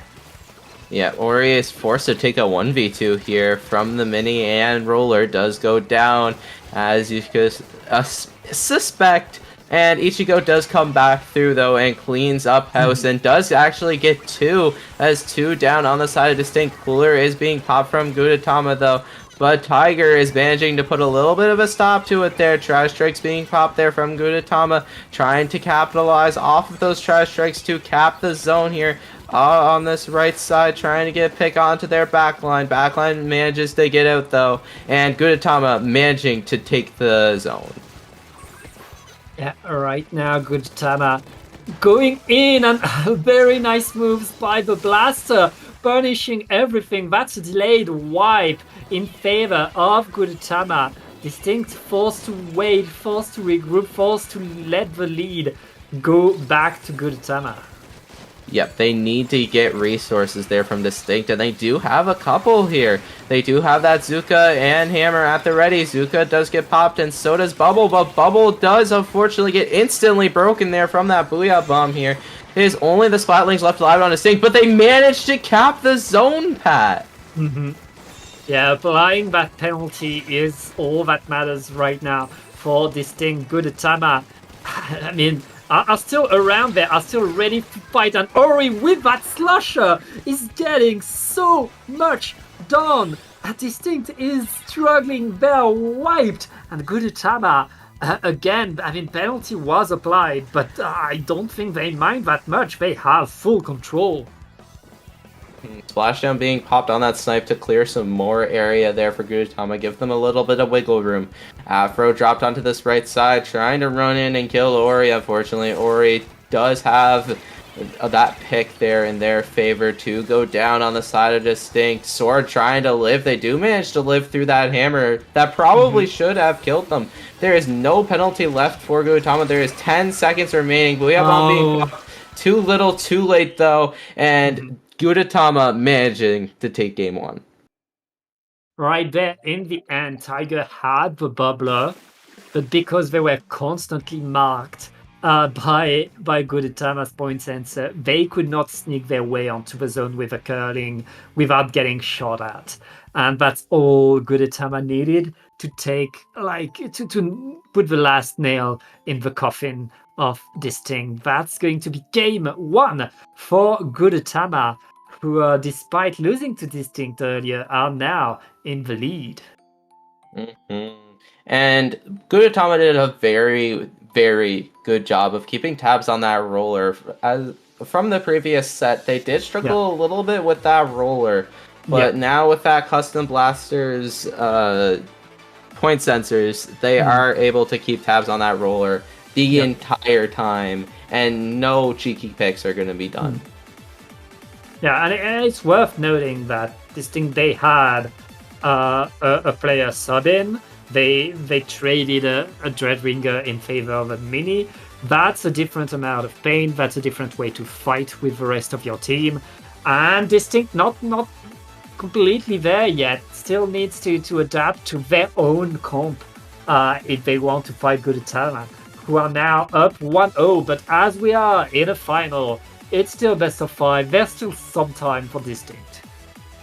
Distinct needs to wake up and figure out their comp alongside the other team's comp. You have to figure out what the disadvantages are of the other team's comp and capitalize off of them. And Inkblot Clan Blitz is a very good map for figuring it out. As we previously saw from Distinct can get behind in a moment's notice, Pat. Yeah, they can get behind, but Gudetama, they know that Distinct likes to sneak their way through. They have the point sensors, they are calling out that roller to not let that kind of things happen. So Distinct will have a lot of work to do and probably will need to force their way through the big door. But we are going to be looking to get into our game number 2 here, Pat, for Clan Blitz Inkblot Art Academy. And I believe we're going to probably be seeing the exact same comps from the side of Distinct and Gudetama. I feel like the only switch we could potentially see is the Inkzuka mini. That one has definitely been on the rise for players in the higher levels, and this is a high level set. It is. The Inkzuka mini is extremely good, especially for the long maps where the beacons can be used to their fullest. Doesn't look like Distinct want to go there, though. They're going to stick to their guns for now, as we are going back into Clan Blitz here on Inkblot. Yep, trying to get some paint into mid there for Tiger to try and push up. Tiger does get that pick on that left side, but the Sword also does get a pick on the other side of the map.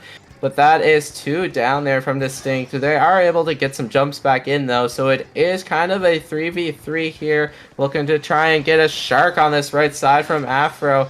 Afro looking for that Booyah Bomb to finally be dropped. Once that is dropped, they are making their move, and here is that move. Unfortunately, does not get a pick, and Gudetama is managing to get some points on that board, Pat. Yes, some points, but only 20 points. That's a minimum push for Gudetama. I mean, opening the score in the first minute is still pretty nice, but right now Gudetama just got delayed, wiped by Distinct. Now Distinct preparing a super clamp of their own. We'll see if they're able to get that big push. And they are looking to get that big push in here, but they need to get some resources first. And they do have the bubbler ready. Wavebreaker does get popped, and they manage to get a pick as well. This is very much looking up from Distinct. Afro running in, does get that pick. They need to get this clam in, though, before they can get any scores on the board. Opting to jump into that bubbler. Finally managing to get that power clam in here. Do get that lead for Distinct. And they try to jump another clam in, but I believe they are too far away. And yes, they are. Gudetama does put a stop to that. Yeah, not only do they put a stop, they are under the basket with strikes to absolutely shred Distinct's defense. Gudetama are back in the lead already. This is such back and forth, and Gudetama, they are still under the basket right now, scoring more clams, and with more players down on Distinct, this is so rough. The jump is coming in, only one more clam is all they need. They have the clam. Can Ichi get under the basket? Can they go in? No! What separates great players from good players is the pacing of this game. And we saw that Gudetama, once they got that wipeout on Distinct, manages to run in and basically catches Distinct off guard, and they managed to get to 3 points. Now Distinct, they know the assignment. They need a KO. They need to KO Gudetama, and they have 2 minutes and some spare change to do that. Yeah, Afro is looking to go for another sneaky play on this right side, but Ichigo does call them out here. Afro forced to back up here, trying to get a shark onto Ori, does not quite work out. Afro really fighting for their life in mid here. Does manage to get 2 here. Very scattered, but it works out for them. Ultra Stamp being popped to try and continue their push for Distinct. Does unfortunately not get a pick, but does force them to back up. Trash Strikes being popped from Gudetama, not allowing Distinct to get any more points on the board. Opening the basket to only get 20 points right now is catastrophic for Distinct, who are giving a lot of resources and a lot of ground to Gudetama. I mean, right now Distinct needs to win the fights. They can't get punished in mid like that. It is so rough. Gudetama doing everything they need to do, perfectly countering Distinct, going into this last minute, Ezio. Going into this last minute, it looks like Gudetama is looking to get a KO. They do not want to risk Distinct being able to have a chance at winning this game. The game is not over until it is over, Pat, and they do not want them to have a chance. Yeah, Gudetama want to show dominance, and with 2 down onto Distinct, Gudetama will reopen that basket. Get more points in, and they only need 2 more clams. They have them. That's a KO by Gudetama, who, despite being beaten by Distinct earlier on the winner's side, are now 1 game away from Grants. Very dominant performance there towards the end. Actually, pretty much most of the game there from Gudetama. Gudetama did a very amazing job of pushing up fast. Yeah, as you said, that and really that ability to go in whenever you have the opportunity can make or break a team. Gudetama able to recognize their opportunities to get under the basket, and they made the best out of these opportunities. Meanwhile, Distinct kind of struggling. Yeah, Distinct really needs to figure out what their current issue is here, because Gudetama, whatever it is, has figured it out and is very much capitalizing off of it. That second half of that game, it was all Gudetama, Pat. Yeah, as I said, the second they got that big push and managed to stay under the basket, keep the basket open, Distinct was really struggling to get back in there. And that's what you noted earlier in this tournament, is that Distinct, they like to take the lead early and then simply control the pace, defend very well. Distinct is good at defending. When they need to move forward to get in, to get more points, it's a very different matter. And this map mode combination does in fact favor defense, though. just because of the fact that when you are on defense, you have the high ground, and you can pretty much see anywhere and everywhere the Rainmaker can go. The Rainmaker can only go in one direction once you have gotten past the first checkpoint. There is just one straight, narrow hallway path. Yeah, very narrow, very, very rough to go through. We'll see how these teams handle it. Right there. It looks like this thing has a few connection issues. We're going to reset the game and let Afro get back into the room. I believe this is the second time Afro has disconnected.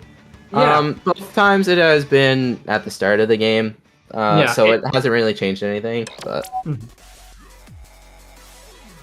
yeah, if it's at the start of the game, before the game starts, it doesn't count as a DC, so I don't think we'll have an issue right there.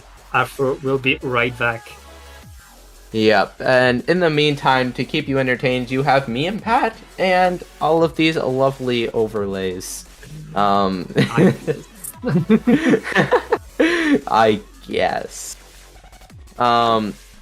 Just a little shout out. Oh, yeah, shout out Jorian for showing us this amazing replay and obviously streaming the tournament, but mostly this replay. Very good replay there, Jorian. Incredible gameplay right there. Such movement. Such beauty. Yes. Such beauty. Incredible. Mastery even. Yeah, this is just cinema, Pat. This is cinema. Yeah. Peak cinema. Look at them pressing all the buttons at the same time. Oh, and just the sword managing to get into mid with no one else there contesting them. Masterpiece. Yeah, that's a dream. But we can talk about the game a little bit, Fat. We can talk about Rainmaker Scorch a little bit because most Rainmaker maps, it's kind of the same thing, where once you get past the first checkpoint, it could be hard to push through just for the fact of bombs existing. I feel like this is a good map for Hammer, because on the ramp, like to get to the checkpoint especially, Hammer can help you get through, and once you're past the ramp, once you pass the checkpoint, once you are getting to that ramp to the final score, having a Hammer there can help you get through, protect the Rainmaker a bit longer. And that mini that Distinct has been using this set could shine right there, could really work, and this could be the opportunity for Distinct to make themselves some momentum. That being said, it's Rainmaker. Anything can happen in Rainmaker. One mistake and you are done. Yeah, as you mentioned, Hammer could definitely be a game changer from Distinct. And as I mentioned, bombs are very prevalent, especially Rainmaker, but especially this map mode in particular because it is very narrow to try and push. Hammer gets rid of bombs. And I do believe there is a bubbler. I could be wrong on the other side for Gudetama. And that could really shred the bubbler too, if there is one. Very much. I mean, we have weapons and counters and different philosophies right there between these two players, and I feel like, are we still? Yeah, we're still waiting for Afro here. Yeah, so I'm getting notified that Afro is getting com errors repeatedly as they're trying to rejoin the lobby. So we might have to remake the room in order to make it work. So we'll see. I hope it goes okay. By the looks of this message here, it looks like the TV is the one having the errors, not the game. But we are rehosting, so it could also just be the game. But by the looks of this screenshot that Jorian has pulled up, it looks like Afro's TV is the one just getting destroyed. Yeah, well, make sure to check all the things you used to gain before going in the tournament, please. Make sure your TV will not break during losers finals, please. Make sure everything works. Make a test before every single tournament. Yeah. You know, Pat. Exactly. And make sure you. I mean, it's part of the game that your ability to have a good connection, a good TV. I saw Afro get in the room and get out again. We might have an actual problem there. Yeah, let's hope Afro could get into the game, and we're not gonna have to wait a little bit longer for another sub for Distinct here. As you guys can't see it, but we can see it. Everyone is in the room except for Afro. So even with a rehost, it looks to be that Afro is still having a little bit of a trouble. But we can talk about some other stuff, Pat. Don't need to shame Afro for their internet or TV or whatever it is any longer. We can talk about our other maps and modes if we... Oh, never mind, Afro. Sorry. Afro is in the room now. But we can talk about our other maps and modes if we get to them here. Oh, never mind. We're readying up. We're getting ready to go, Pat. We are going. We are hoping that Afro doesn't die again. But if they do, I do believe they have to fight at the 3v4 unless I am wrong. Since it's... I think, given the delay we have right now, they might not have to... I mean, yeah, they might have to go for it. I mean, we were getting pretty late, but we're not TOs. We can't, like... We can't play referees with it. All we can do is see what the teams do, see what the TOs decide. Yeah, and I think we're probably going to be seeing the exact same comps from both sides, Pat. Yeah. But we are going to be getting that confirmation in just a moment as we get into match point. We finally get to play Rainmaker Scorch Gorge. I am very excited to see this. And we swapped Mini.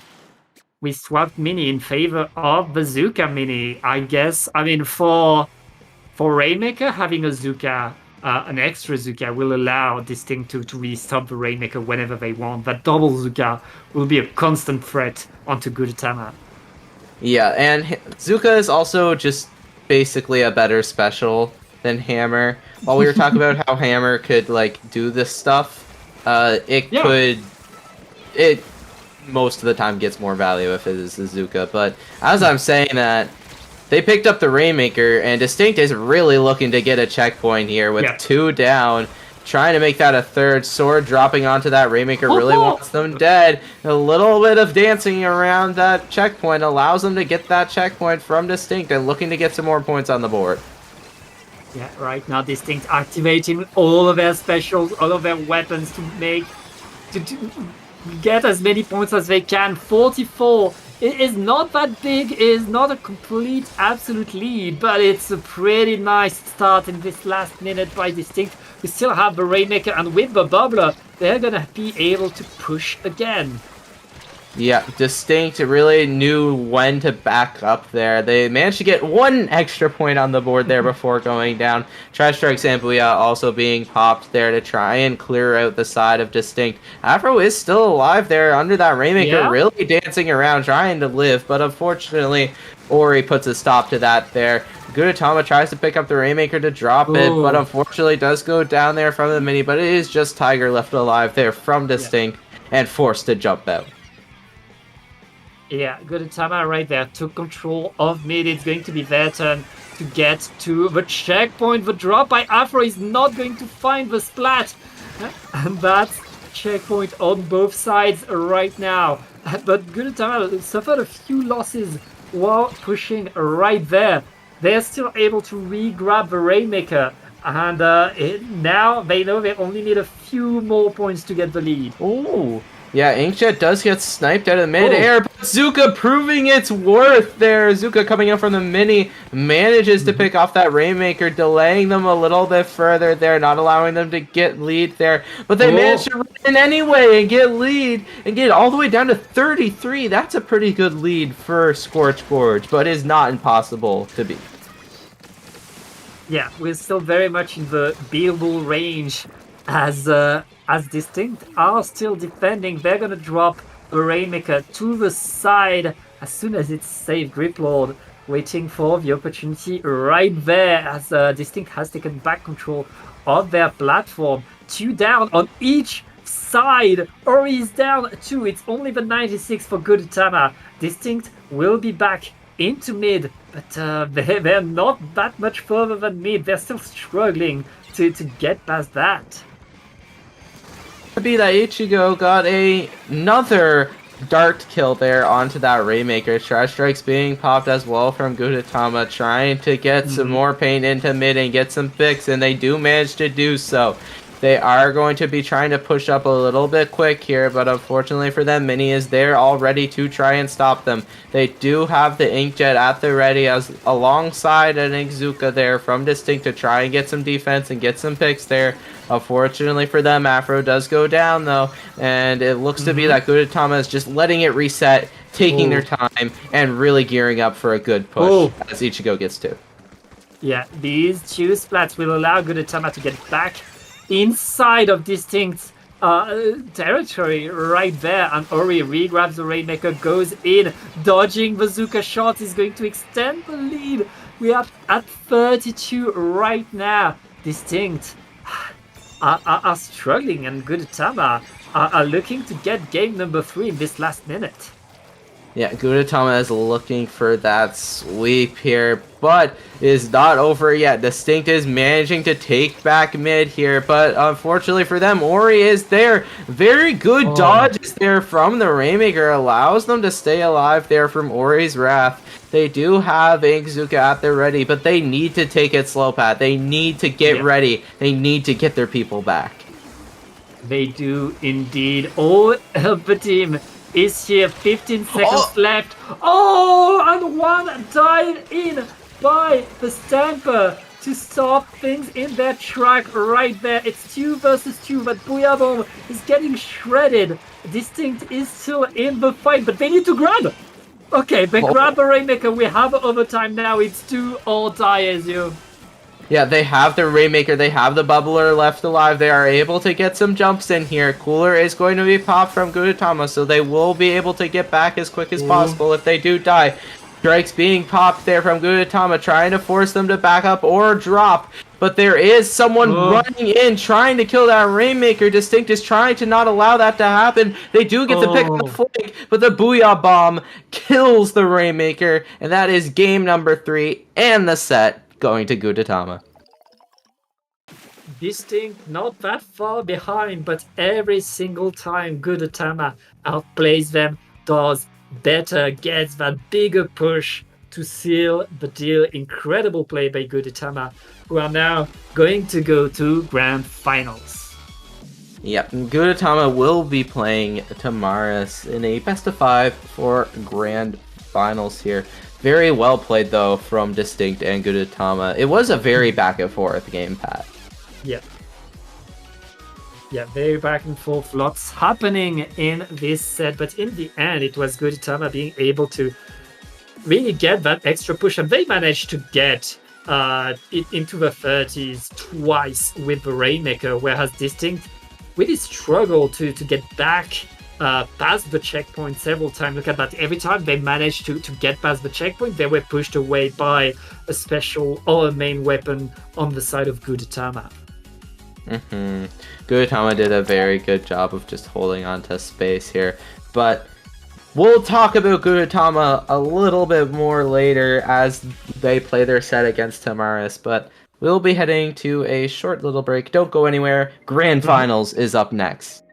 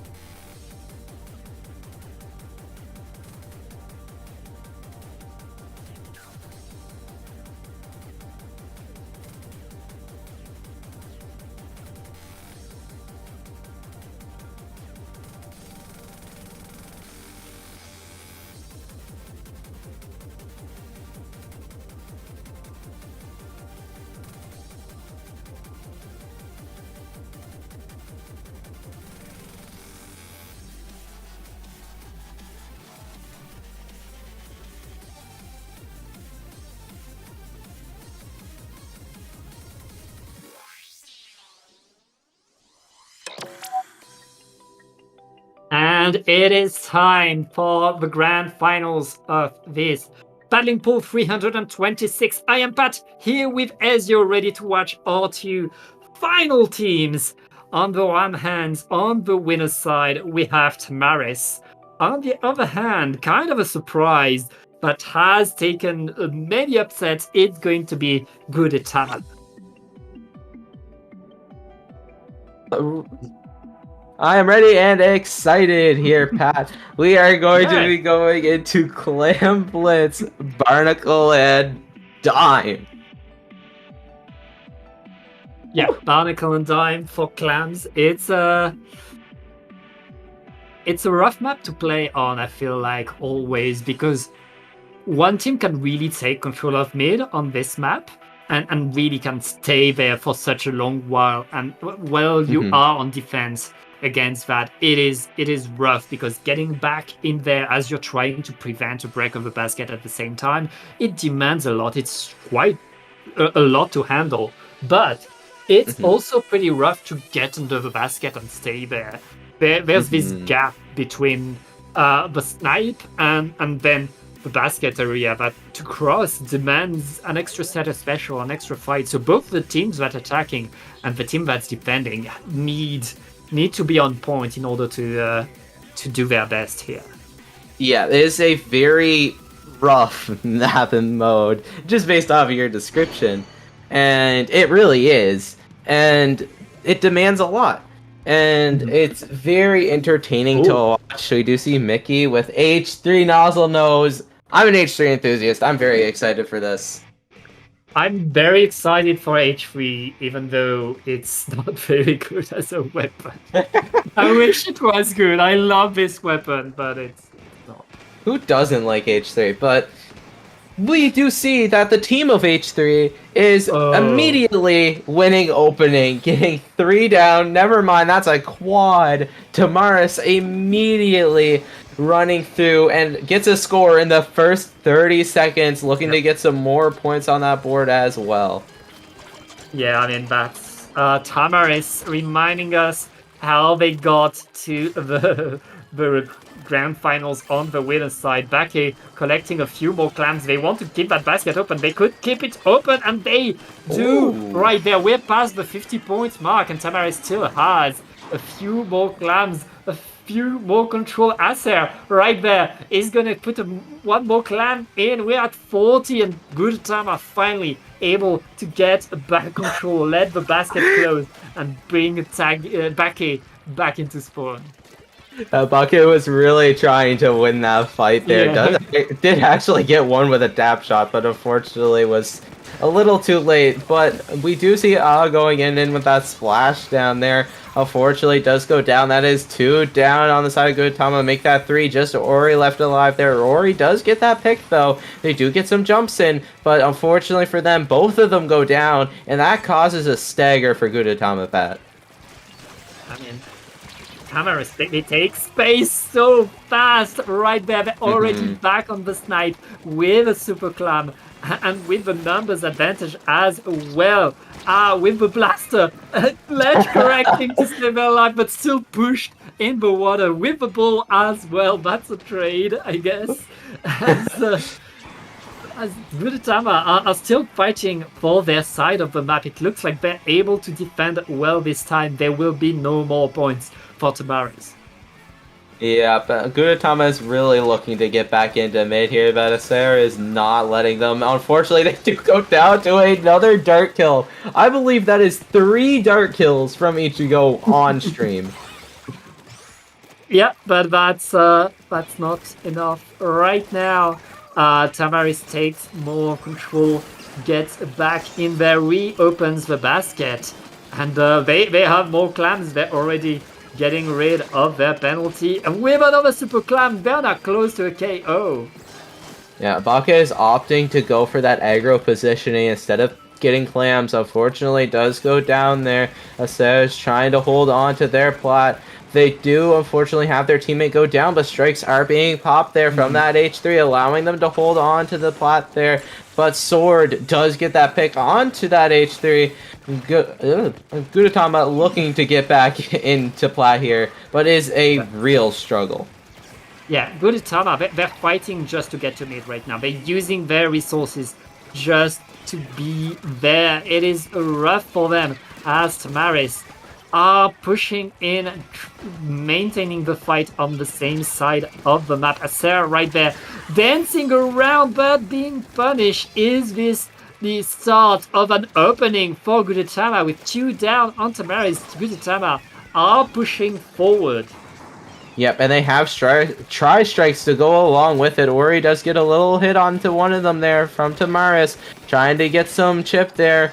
Unfortunately for them, they don't get a pick and do go down there. Mickey trying to get another one, a little bit of greed. Does unfortunately not get that pick though. They do have some clams there for Gudetama. They do have 2 power clams and 7 clams at the ready. And that is a push that's looking to happen here. They do get some picks, but Bake is completely on the flank here. Looking to get a score to stall out. Unfortunately does not get it, but draws a lot of attention there. And Gudetama hasn't even gotten a score yet. Never mind.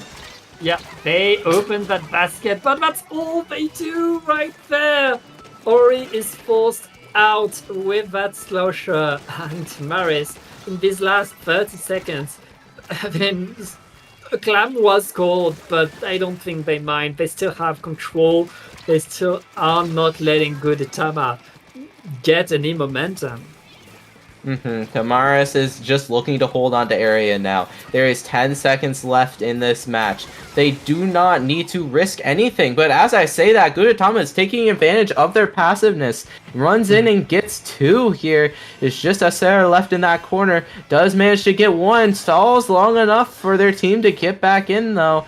And it looks to be that Gudetama is looking to get some resources out. Yeah. And there they are. There's those tri-strikes. Ichigo running in with those tri-strikes. But Tamaris does unfortunately go behind. Look to try and get some clams in, but that means all of their team is behind them here.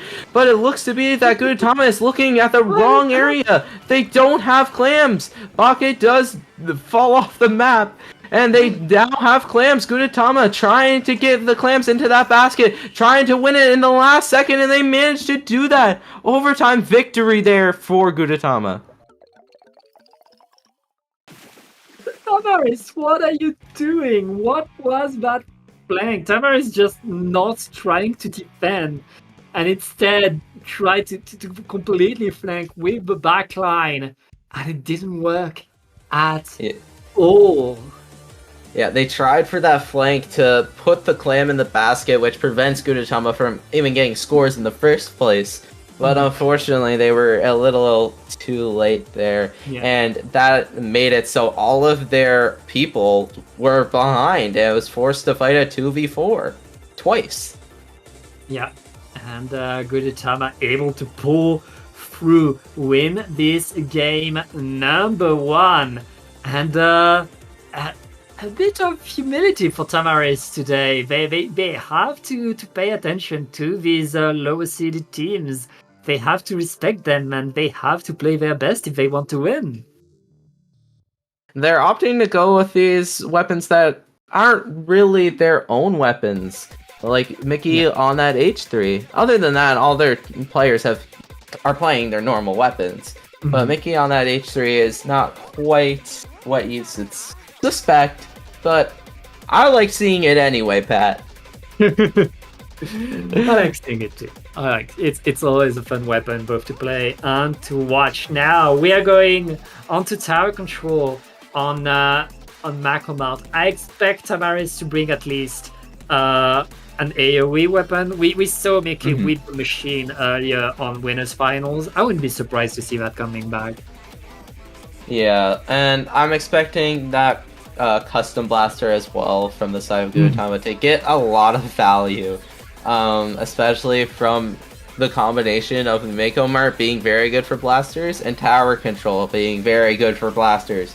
So both of them in unison makes it very good for blasters.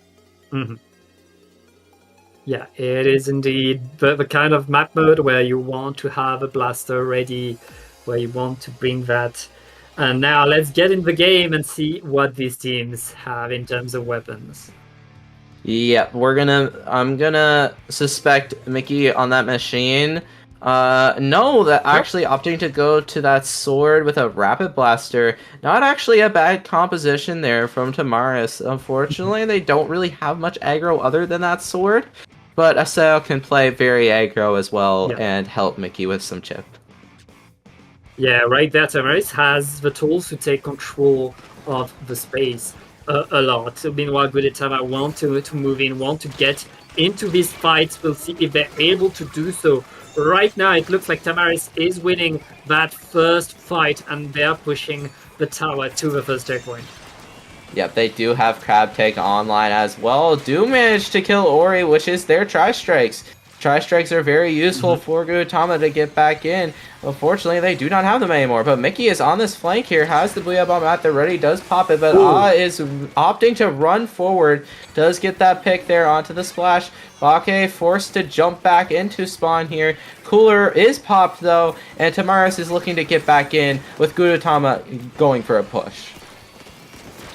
Gudetama getting to that first checkpoint, but Tamaris broke earlier. And they are here, but all of Tamaris is there to defend. Mickey, completely called out to the side, is not going to get the aggro. And it's a wipeout, and it's Gudetama taking the lead, pushing onto the second checkpoint. And they do have that snipe area as well, which is very beneficial because that is a lot of space. But unfortunately for them, they do go down here. Booyah Bomb does get popped to allow them to have a little bit more space, trying to get through that checkpoint. Unfortunately, does not. That is everybody wiped out there from the side of Gudetama, and Tamaris looking to get back into mid and get a push started. Right there, we see Tamaris fighting to get back control over mid. Acer, the crab forced to dodge, but able to survive still. That's a few players down on Gudetama. Tamaris are back on the tower now. They know they have to come back from the lead, but they're still in the same checkpoints as Gudetama, which means they still can't very much get back in there. Looking to get a pick onto that sword on that left side. Unfortunately, misses a couple of shots, allowing the sword to get an opportunity and get in. They do manage to get two people, but Mickey trying to prove they are the better sword on that right flank. Unfortunately, does not get a pick onto Ori there. Having a little bit of a 1v1 on that right side. It looks to be the blaster. Unfortunately, does fall. And the sword is also on this left side here from Gudetama. Unfortunately, also falls down, but has the strikes at the ready for both sides here. Tamaris opting to pop them now onto this top right. Popping Crab Take alongside with it to try and get that lead. But no, they don't manage to get the lead. Sword managing to clutch up and get that pick here. Instead of trying to get the points they need, it's just the Blaster left alive here. Blaster does go down, but they are back fast. Gudetama trying to get the picks onto the tower that they need. Unfortunately, do not get it, and that is going to be checkpoint for Tamaris. Yeah, huge lead by Tamaris right there. They're going to the final checkpoint right now. Ichigo to the side with the 96 is able to defend, and Tamaris is going to be thrown away from that spawn. The tower is moving back into mid. Gudetama, they get to breathe a little bit, but they need a huge push again. And they still have to get through another checkpoint. That second checkpoint is very hard to break, especially against a Rapid Blaster sword combination. They have the range that they need. But Acera is sharking the shark on this left side. Both people both sharking. Acera manages to win that fight. Tries to get another one. Unfortunately, does not get it. But stalls long enough to force the team of Gudetama to back up. And is just a minute left on the clock, Pat. 1 minute for Gudetama to get back in this game. Can they get the comeback again? It looks like Tamaris are stopping them in their track, defending so well. Oh, nice bomb. That's 3 down on Tamaris. Gudetama, they have the opportunity. They are in there. Ori going to the platform, activating the strikes, getting a lot of attention, but 3 down on Gudetama. Tamaris defending well, pushing Gudetama away. It's going to be so rough in the last 20 seconds. Yeah, Gudetama needs to get something done quick, and it is not going to help there with two of them going down. Both of them are mid lines as well, being the ones going down here. And it looks to be that Tamaris will probably be taking game 2 here, Pat. And there it is. Yes, we are now 1-1 between these two teams. Gudetama managed to snatch the first one, but Tamaris very solid in their push, getting an incredible push past the second checkpoint deep in Gudetama territory. Are now tying up the score, which means Ezio, we get 2 splat zones now. Yes. Splat zones is very fun to watch, at least in my opinion, the best mode to watch other than Rainmaker. It is very back and forth, and especially with 2 top level teams here, high level teams, they know when to sit in zone, when to push past zone, and when to go to retake zone. Zones, there's a lot to think about, and Robo Ramen is no exception. Yeah, Robo Ramen, very much a classic for zones.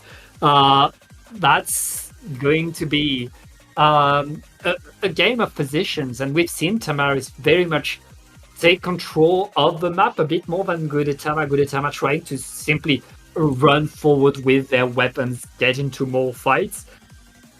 On here, you very much have this elbow, this spot in front of the zone that if you're able to take, you can really log the other team out, make sure that they can't get back onto the zone. So we'll see if one team is able to take control of that, either Tamaris with their range or Gudetama with their speed. Yep, and as you mentioned, Gudetama has the speed. While they are playing faster, while Tamaris is playing faster than Gudetama, they are thinking out their moves a little bit more clearly than Gudetama.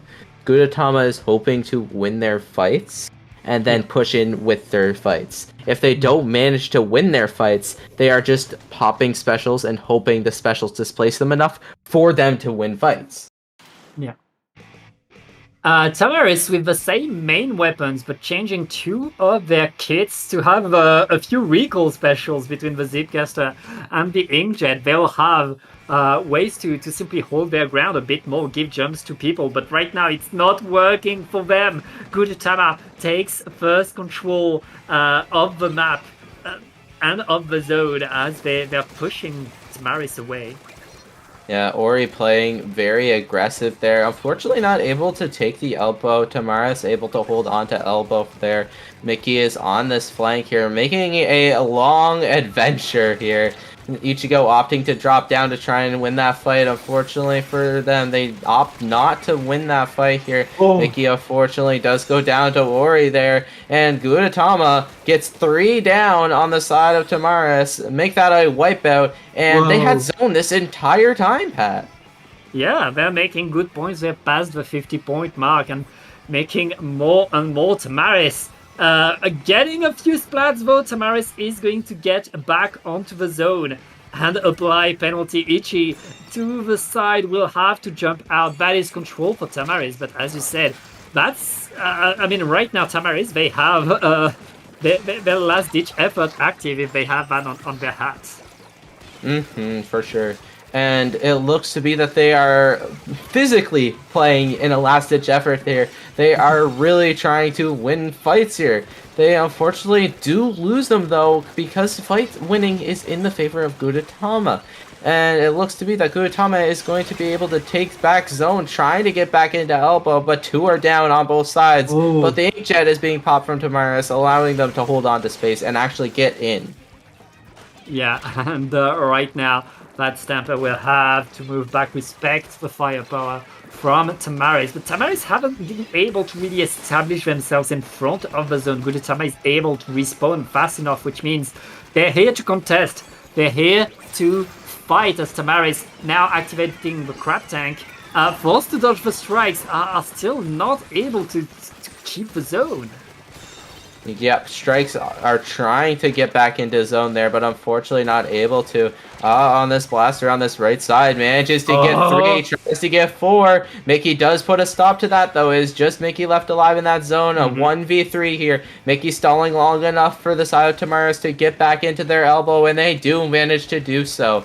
Ichigo looking to get another cooler as 3 go down on the side of Tamaris. Just Bake left alive there, and Gudetama managing to take the elbow. Incredible plays by Gudetama right there. They're almost done with their penalty, looking to get more points. As I say that, Tamaris gets 2 splat and are going to push back onto the zone apply penalty. But they're not able to push Gudetama away, which is what they've been trying to do and failing to do. Zipcaster and Crab Tank being popped there from Tamaris, opting to hold on to that Inkjet for when they try to push back in. Never mind, there is that Inkjet being popped, and that is 1 down, 2 down on the side of Tamaris here. Ichigo trying to stay alive, managing to stay alive. There is no penalty left for Tamaris, but Gudetama is making a big effort to try and push into zone. Making the difference here, trying to cap from both sides. Ichigo playing the aggro, does get a trade. Lead does go to the favor of Tamaris here. Bake gets a crucial pick with the top shot there, but the sword is back fast. Sword does get a pick. Unfortunately for them, Mickey does get back in. Ori trying to paint that zone here. They need to get paint onto that zone. There is 6 ticks remaining for Tamaris. The tri-strikes are at the ready, and Gudetama manages to take the zone. It is not over. Gudetama is back in control. Tamaris got a huge lead, but didn't get the K. And right now Gudetama are going in, punishing the Inkjet and pushing forward 2 players down, but they're still in there to maintain the fight. They don't have penalty themselves. They could get back in, but they lose too many players. Tamaris back in control of the zone in the last 30 seconds. 30 seconds remains on the clock. As you said, Splashdown being canceled, but unfortunately they go down as well. But they are back with that cooler. Very quick respawn there from both sides, actually. Booyah Bomb being popped there from Gudetama. They need to play with this Booyah Bomb, but there is too many resources being popped there from Tamaris. They do pop that Inkjet and that Crab Tank. Strikes as a last-ditch effort there from Gudetama, but unfortunately it's too little, too late. Yep. And Tamaris are going to be up 2-1, which means they are on match point, on tournament point, right there for Tamaris. Yeah, a very back and forth game there. There was no real good hold, I would say. Teams would get... The only good hold I think there was opening. Teams were able to get in, hold for a little bit of time, die, respawn, rinse and repeat. And that is Robo Ramen for you. Once you get elbow, you take control of a lot of space. Both teams weren't able to really hold on to elbow very clearly. Yeah, that elbow decided a lot. And speaking of elbows, we're going to Humpback for Rainmaker. Humpback Rainmaker, my favorite. As we saw from our previous sets, anything can happen. We saw that Distinct was able to just push in with looked like nothing, and then all of a sudden they had everything and got it to 1. So anything can happen here, Pat. Anything indeed is possible on there. On Rainmaker, you can always get a comeback. You can always create the surprise. Both teams will be ready for that. Both teams will have the tools to fight all around. As we will see and remember, especially on this map, no lead is safe. You can always get a KO. Tamaris is looking to close out the tournament. Gudetama is looking to get a game 5 here, Pat. Both teams have a lot to fight for, and Humpback Rainmaker is definitely the map mode where when everything is on the floor, anything can happen. And I think that this is going to be a dogfight, and there is going to be deaths, kills, and specials left, right, and center here, Pat. we are going to be going into game number 4. Yes, game number 4. Reminder, if Tamaris wins this, they are your paddling pool champions. And Becky, Okay. what are you doing? What? Okay, not just Bake. What is the entire team of Tamaris doing? I thought there was a lot on the floor, but we're playing GooTuber. But you never know what can happen. Hammer is good for Rainmaker Pop, I guess. This is Tamaris. They want the style points, and right now the style points are working for them. 3 down. Tamaris are going to break through the checkpoint in less than 30 seconds, and with the jetpack, they'll still be there to get the repop, to get more Acer, activating the missiles on everybody in that street. They're gonna grab the Rainmaker and push in. Zuka and Strikes, though, at the ready there for Gudetama, popping both of them, trying to get a pick on the Rainmaker. Ooh. Managed to get it, but not at the cost of 2 players. 3 players, actually. There is a flank on that right side. It could either be the L3 or the Tri-Slosher. It was the Tri-Slosher. Tri-Slosher does go down on that flank. Aseo trying to get some pop and try and get some paint onto that elbow here. Unfortunately for them, have forced to back up from that paint. Bake trying to win a fight in mid, a 1v3, does not manage to win it, but it looks to be that Alwo is coming in to help them here, and they managed to pick up Rainmaker with everyone on the side of Gudetama in mid. They grabbed the Rainmaker, pulled some attention to the side, which means right now they have full control of mid. Are we popping the Rainmaker? The jetpack though is not going to find their target. Gudetama are still alive, still fighting for that Rainmaker, but they're gonna punish. Oh wait! Well, that's a few more points for Tamaris, but that's the end of that push. Managing to get that pick onto Tamaris before they got too many points on the board. There is a right side flank, though, that I don't believe they see the flank. Acer is going for another flank on that left side, trying to get a pick onto forced to pop that splashdown. They do get the pick. Unfortunately, splashdown was a little bit wasted because they did get that pick, but Bake is behind them, stalling and kind of getting them to look at them. But Mickey does jump in, gets a trade, and Gudetama is looking to get their checkpoint. Yeah, they get the checkpoint. They're not far behind. The lead isn't that big as you right now. Tamaris needs to defend. They're gonna get the repop and a splat thanks to that repop as well. Gudetama is forced out for now, but they got the checkpoint.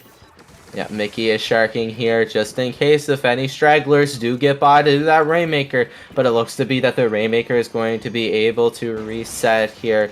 Looking to see if anyone goes anywhere, but unfortunately for them, no one really pushes up except for Tri-Strikes. Ori running in with these Tri-Strikes, does manage to get 2, but Mickey was there. Their Shark managed to work out here. Just a living to get some supports, some reinforcements back in here. And it looks to be that Gudetama is going to be trying to get back real quick, Pat. Yeah, Gudetama not that far. There's 2 players down and the other 2 has a mark. Gudetama could get the lead right here. There's just 2 points between these 2 teams. Tamaris still in the lead. Gudetama not able to repop.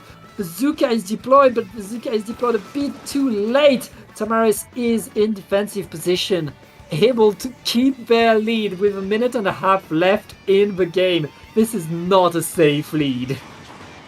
Mickey is just sharking anywhere and everywhere. Tri-Slosher is very good on this map mode for that reason in particular. But the elbow looks to have a ton of paint. But Mickey gets that pick onto that splashdown. Manages to... Oh, no, never mind. Mickey does go down.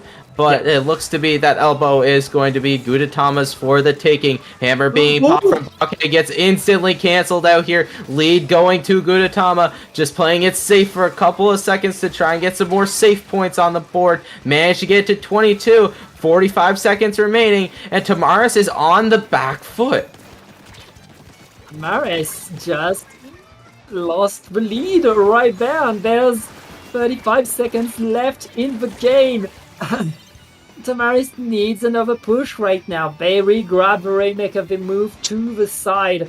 As Mickey reactivates another jetpack to try to establish some control, it's going to be rough for Tamaris. Tamaris does manage to get 2 picks, though, and it looks to me that Gudetama is running in, trying to kill the Rainmaker to stall them out, and they do get a pick onto that Rainmaker. Tamaris does not have much paint on the floor here, allowing Gudetama to really just get in wherever they please. But they are trying to go for that flank, does not get that pick right now, but they have to watch for that flank. That flank could happen at any moment, and here it is. That is everybody down on Tamaris, and Gudetama forcing a game 5. Gudetama alive and kicking, punching. Another victory. We get a game 5. We get a game 5. And Tamaris, they had the hubris of bringing the Gutuber. Now they know that they can't be too confident. They need to pay attention. Yeah, they need to also, like, respect the other teams and how they can change the tide in any moment. They aren't bulletproof. Yes, they have a bracket reset, but they still want to win. Yeah, they want that victory right there. I mean, Tamaris still could end the tournament in a game. They still could do it. Going into the next game, which is going to be Clablit on Umami Ruins. Yeah, Umami Ruins is another kind of back and forth map mode. It could snowball very, very quick because clam spawns aren't very spaced out. There's quite a few in the mid, and then there's quite a few in the pits, and that's about it, because there's only really 2 main spots to go on this map. Yeah, as you said, the options are pretty limited. There's one way to push the basket on this map. You have to get that snipe, you have to throw a big special so you can secure the route onto the basket, and then it's very much about fighting for that one spot, and both teams will be able to do so. Will have the opportunity to do that. So we'll see how these teams do.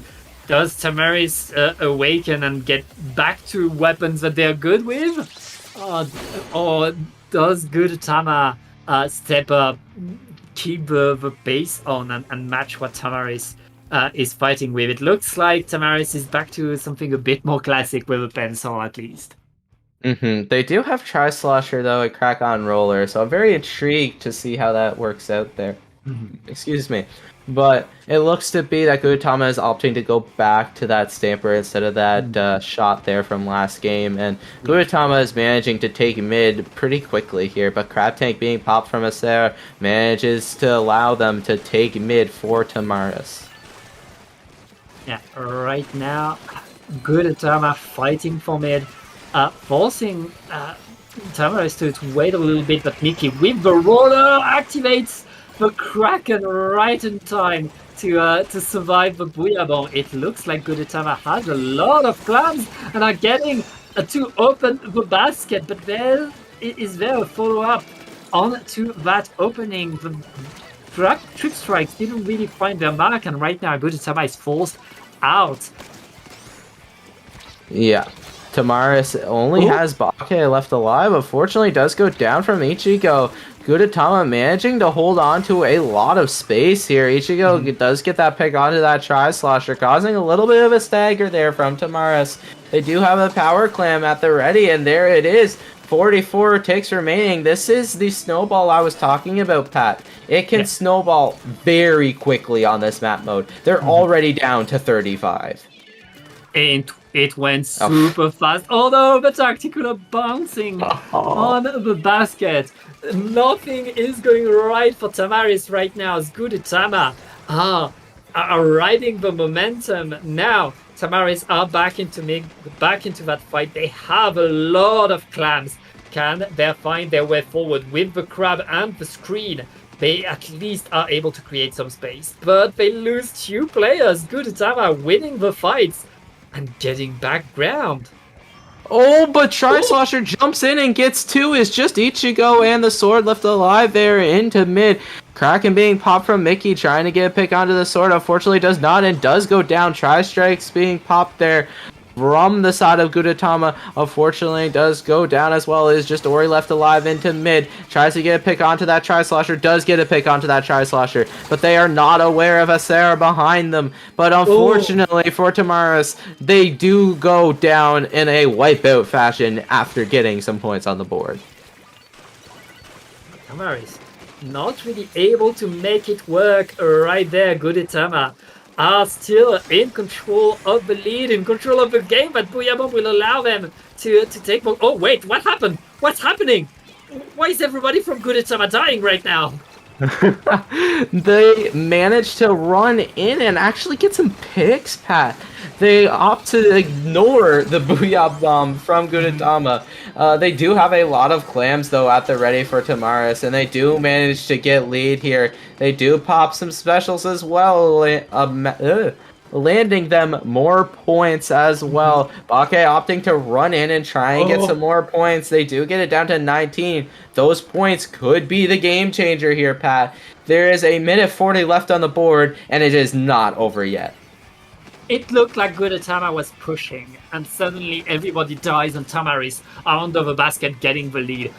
So fast of a push, such a huge flipping of the script, and with 3 players down, Tamaris suddenly are awake. They are going in. They are not stopping, and with another super clam, they are back into preparing a push again. They do have that tactic cooler and that spotter color screen at the ready, and they both pop at the exact same time here. Bake opting to try and get some power clams in here. They do get some clams in.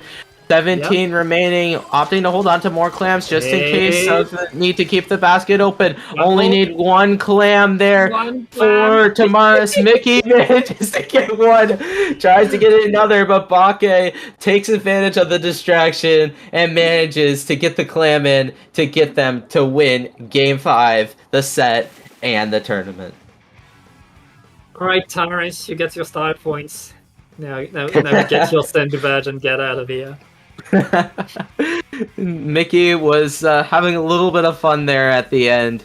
The distraction kind of paid off. It allowed Bake to get in. They all kind of looked at Mickey. They didn't really want to get styled on. And that allowed Bake to, take advantage and take the points where they could get it. Yeah, that's Tamaris winning it with a 3-2. Tamaris stumbling a bit, being a bit overconfident and almost paying the price twice, both in the winners' finals and grands. But in the end, staying on top, showing us how good they can be, how well they can do whatever weapon they pick. That's going to be the tournament for us. Before we go, Ezio, can you plug yourself? Yes. I am Ezio. You can find me on pretty much every social media at Ezio SPL or Ezio_SPL. And yeah, Twitter, Twitch, whatever. Pat, where can the people find you? Well, it's written on your screen between all the GIFs. I'm Pat Autumn on Blue Sky, which is the best spot to find me. I'd like to give a special shout out to our wonderful observer, Jorian, for the incredible games he's shown us. And thank you to everybody at Dapple for having us, and thank you for watching. We'll see you in the next one. We will have, I think, Squid Junction this weekend, and of course also NSC on Monday. Yes, but there is one last thing that we, of course, need to mention. Get on My Level, a Canadian LAN, is going to be taking place this weekend. Oh yeah, I forgot I was in a Canadian room right now. Yeah, we got 2 Canadians here, myself and Jorian, and of course, we gotta mention it. It's a very good event, and the first time Splatoon is going to be at Gommel, so very excited. And I do believe that is now all, Pat. Yep, that is all. Thank you so much for watching, and we'll see you in the next one. Bye.